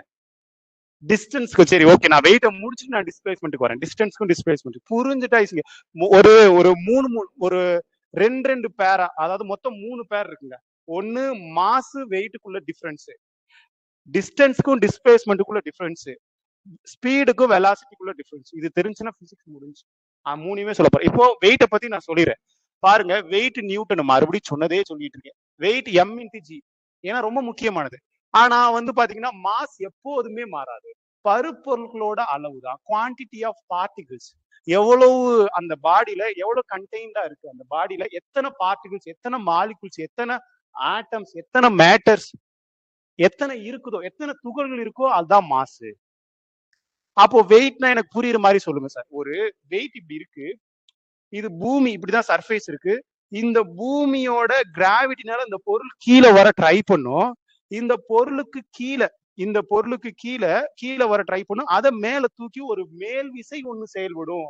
அதான் பாருங்க, அந்த பொருளின் பரப்பில் செயல்படும் எதிர் விசை, அதுதான் வெயிட், அதுதான் எடை அப்படின்னு சொல்றாங்க. Opposite direction. ஐயா, ஒரு பொருள் வந்து இப்படி பூமி இருக்குன்னா இங்க ஒரு பொருள் இருக்கு. இந்த கிராவிட்டினால இந்த பொருள் கீழே வர ட்ரை பண்ணும். இந்த பொருள் கீழே வராம மேல இருந்து ஒரு ஃபோர்ஸ் எதிர் விசை செயல்படுது பாத்தீங்களா, அதுதான் பாத்தீங்கன்னா வெயிட்னு சொல்றாங்க. இது மாசு, மேல இருந்து கீழே, அதாவது கீழ இருந்து மேல போறதுக்கு பதிலா மேல இருந்து கீழே வருது பாத்தீங்களா ஒரு ஃபோர்ஸ், அதுதான் ஜி, ரெண்டையும் மல்டிபிள் பண்றோம் அப்படின்னு வச்சுக்கலாம். வேணா சார் இதுவே நான் மனப்பாடம் பண்ணிட்டேன்னா மனப்பாடம், அததான் இந்த ஸ்டேட்மெண்ட்லாம் சொல்லியிருக்காங்க. புரிஞ்சுக்க ட்ரை பண்ணுங்க. கிளியரா? சோ பாத்துக்கோங்க, ரொம்ப ரொம்ப முக்கியமான ஒண்ணு. சோ இதே தான் பாருங்க, இங்க பாருங்க, பூமியில மாஸ் 50 கிலோ, நிலாவுல இது என்னது? மாஸ்க்கு நீங்க மாஸ்ன்னு போட்டாங்க, மாஸ். செவ்வாய், ஏன் செவ்வாய்ன்னு சொன்னீங்க? செவப்பா இருக்கா? ஆமா இல்ல, நானே செவப்பா இருக்கனாலதான் இது மார்ஸ் நினைச்சேன். மார்ஸ் தான் உண்மையிலே. இது மார்ஸா மாசா? மார்ஸ் தான். இது வந்து 50 கேஜி, இங்கேயும் பாருங்க 50 கேஜி. ஆனா இங்க என்ன சார் டிஃப்ரெண்ட் ஆகுது? வெயிட், எடை டிஃப்ரெண்ட் ஆகுது. அப்போ ஓகே, பொருளுக்கு அதாவது பாத்தீங்கன்னா ஒவ்வொரு இடத்துக்கு தகுந்தாப்புல எடை மாறுமே தவிர நிறை மாறாது. மாஸ் டஸ் நாட் சேஞ்ச், ஆனா எடை வந்து வெயிட் வந்து சேஞ்ச் ஆயிட்டே இருக்கும் வித் ரெஸ்பெக்ட் டு அங்க இருக்கிற கிராவிட்டியை பொறுத்து. அங்க இருக்கிற புவி ஈர்ப்பு, புவின்னு சொல்றோம், ஒரு கோளோட ஈர்ப்பு விசையை பொறுத்து எடை மாறும், நிறை மாறாது. எடையோட எஸ்ஐ யூனிட் நியூட்டன், மாஸ் நிறையோட எஸ்ஐ யூனிட் கிலோகிராம். அவ்வளவுதான்.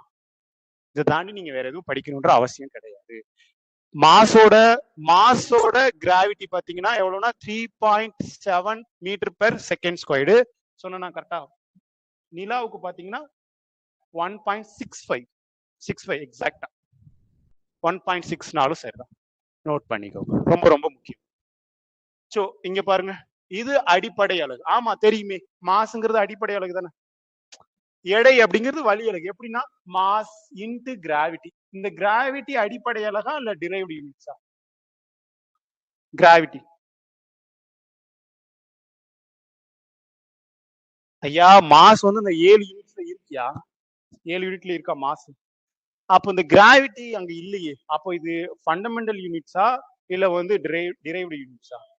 அப்படின்னா டிரைவ்டு யூனிட்ஸ்னா எதெல்லாம் இதுல இருக்கும்? ஜி ஃபார், ஜினா என்னது? ஜியோட எஸ்ஐ யூனிட் என்னதுப்பா? Metre per second squared.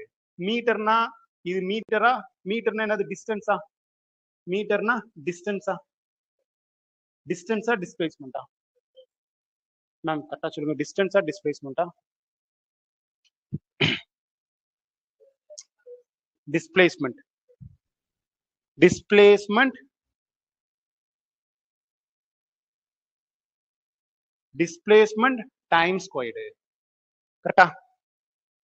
அதானப்பா, displacement divided by time velocity. Velocity divided by டைம்னா ஆக்ஸலரேஷன், முடுக்கம். புரியுதுங்களா? திருப்பி பாருங்க, கண்டிப்பா புரியும் நான் என்ன சொல்ல வரேன். இடத்திற்கு இடம் மாறாது, டஸ் நாட் சேஞ்ச், நிறை மாறாது. இது இடத்துக்கு ஏத்தாப்புல மாறும். பாருங்க, பருப்பொருட்கள் மீது செயல்படும் புவியீர்ப்பு விசையின் அழகுதான் இது. புவி ஈர்ப்பு விசை இங்க பூமியில இருக்கிறனால புவி ஈர்ப்பு விசைன்னு சொல்றேன். இங்க பூமி இல்லைன்னா கோளின் ஈர்ப்பு விசை அப்படின்னு நான் சொல்லுவேன். எந்த ஒரு கோளின் ஈர்ப்பு விசைன்னு நான் சொல்றேன். இங்க பூமியில இருக்கிறனால புவி ஈர்ப்புன்னு சொல்றேன். ரொம்ப ரொம்ப முக்கியமான, ரொம்ப முக்கியம். நிறை ஒரு ஸ்கேலார் குவான்டிட்டி, ரொம்ப ரொம்ப முக்கியம். அப்போ இந்த ஸ்கேலார் வெக்டார் வித்தியாசம் தெரியணுங்க. ஸ்கேலார்னா என்ன, வெக்டார்னா என்ன? ஸ்கேலார் வெக்டார், ஸ்கேலார் அப்படிங்கிறது நியூமரிக்கல் வேல்யூ மட்டும்தான். நியூமரிக்கல், அதாவது எண் மதிப்பு மட்டும்தான் இருக்கும். அதுக்கு எண் மதிப்பு மட்டும்தான் இருக்கும். ஆனா வெக்டாருக்கு பாருங்க, வி பாத்தீங்கன்னா இந்த பக்கம் ஒண்ணு இந்த பக்கம் ஒண்ணு இருக்கா, அதெல்லாம் ரெண்டு. எது? நியூமரிக்கல் வேல்யூ இருக்கும், டைரக்ஷனும் இருக்கு. எண் மதிப்பு இருக்கும், எந்த டைரக்ஷன்ல அது செயல்படுதுன்னு அந்த டைரக்ஷனையும் மென்ஷன் பண்ணும். ரொம்ப ரொம்ப முக்கியமானது. அப்போ வெக்டார் குவான்டிட்டி அப்படிங்கிறது எண் மதிப்பையும் திசை பண்பையும் பெற்றுள்ள அளவுரு வெக்டார் அளவுரு, வெக்டார் குவான்டிட்டி.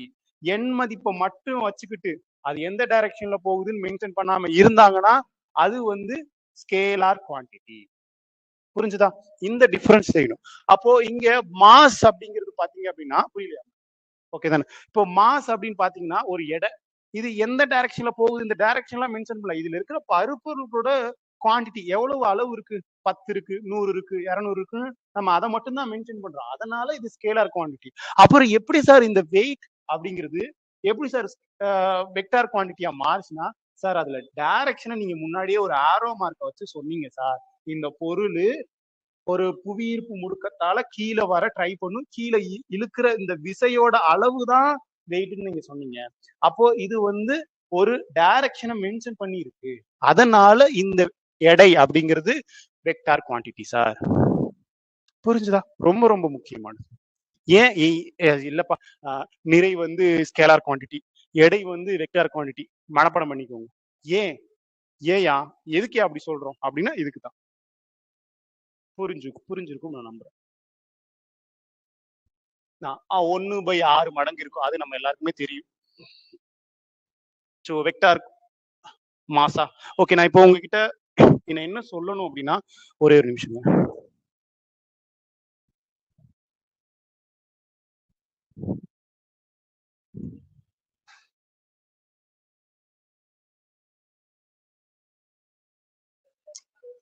டிஸ்பிளேஸ்மெண்ட்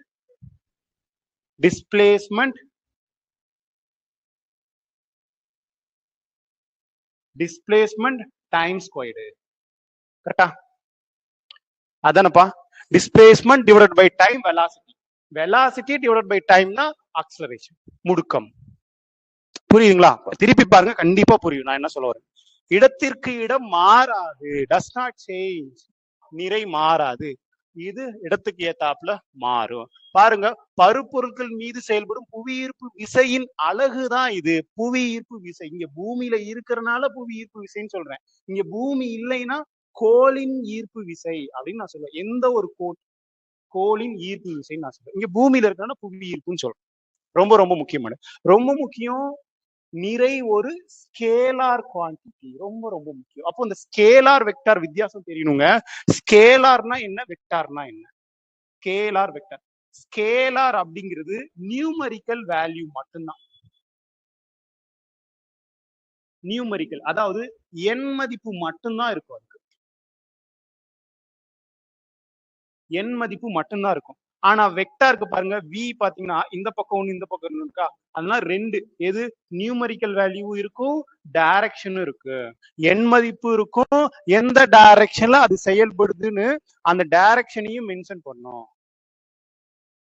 ரொம்ப ரொம்ப முக்கியமானது. அப்போ வெக்டார் குவான்டிட்டி அப்படிங்கிறது எண் மதிப்பையும் திசை பண்பையும் பெற்றுள்ள அளவுரு வெக்டார் அளவுரு, வெக்டார் குவான்டிட்டி. எண் மதிப்பை மட்டும் வச்சுக்கிட்டு அது எந்த டைரக்ஷன்ல போகுதுன்னு மென்ஷன் பண்ணாம இருந்தாங்கன்னா அது வந்து ஸ்கேலார் குவான்டிட்டி. புரிஞ்சுதா? இந்த டிஃபரன்ஸ் செய்யணும். அப்போ இங்க மாஸ் அப்படிங்கிறது பாத்தீங்க அப்படின்னா, புரியலையா? ஓகே தானே? இப்போ மாஸ் அப்படின்னு பாத்தீங்கன்னா ஒரு எடை, இது எந்த டைரக்ஷன்ல போகுது, இந்த டைரக்ஷன்லாம் மென்ஷன் பண்ணல. இதுல இருக்கிற பருப்பொருளோட குவான்டிட்டி எவ்வளவு அளவு இருக்கு, 10 இருக்கு, 100 இருக்கு, 200 இருக்கு, நம்ம அதை மட்டும் தான் மென்ஷன் பண்றோம். அதனால இது ஸ்கேலார் குவான்டிட்டி. அப்புறம் எப்படி சார் இந்த வெயிட் அப்படிங்கிறது எப்படி சார் வெக்டார் குவான்டிட்டியா மாறுச்சுன்னா, சார் அதுல டைரக்ஷனை நீங்க முன்னாடியே ஒரு ஆரோ மார்க்கை வச்சு சொன்னீங்க சார். இந்த பொருள் ஒரு புவியீர்ப்பு முடுக்கத்தால கீழே வர ட்ரை பண்ணும், கீழே இழுக்கிற இந்த விசையோட அளவு தான் வெயிட்னு நீங்க சொன்னீங்க. அப்போ இது வந்து ஒரு டைரக்ஷனை மென்ஷன் பண்ணி இருக்கு. அதனால இந்த எடை அப்படிங்கிறது வெக்டார் குவான்டிட்டி சார். புரிஞ்சுதா? ரொம்ப ரொம்ப முக்கியமானது. ஏன் இல்லப்பா நிறை வந்து ஸ்கேலார் குவான்டிட்டி, எடை வந்து வெக்டார் குவான்டிட்டி மனப்பாடம் பண்ணிக்கோங்க. ஏன் ஏயா எதுக்கே அப்படி சொல்றோம் அப்படின்னா இதுக்கு தான். புரிஞ்சிருக்கும் நான் நம்புறேன். 1/6 மடங்கு இருக்கும், அது நம்ம எல்லாருக்குமே தெரியும். ஸோ வெக்டார் மாசா. ஓகே, நான் இப்போ உங்ககிட்ட என்ன சொல்லணும் அப்படின்னா ஒரே ஒரு நிமிஷம்.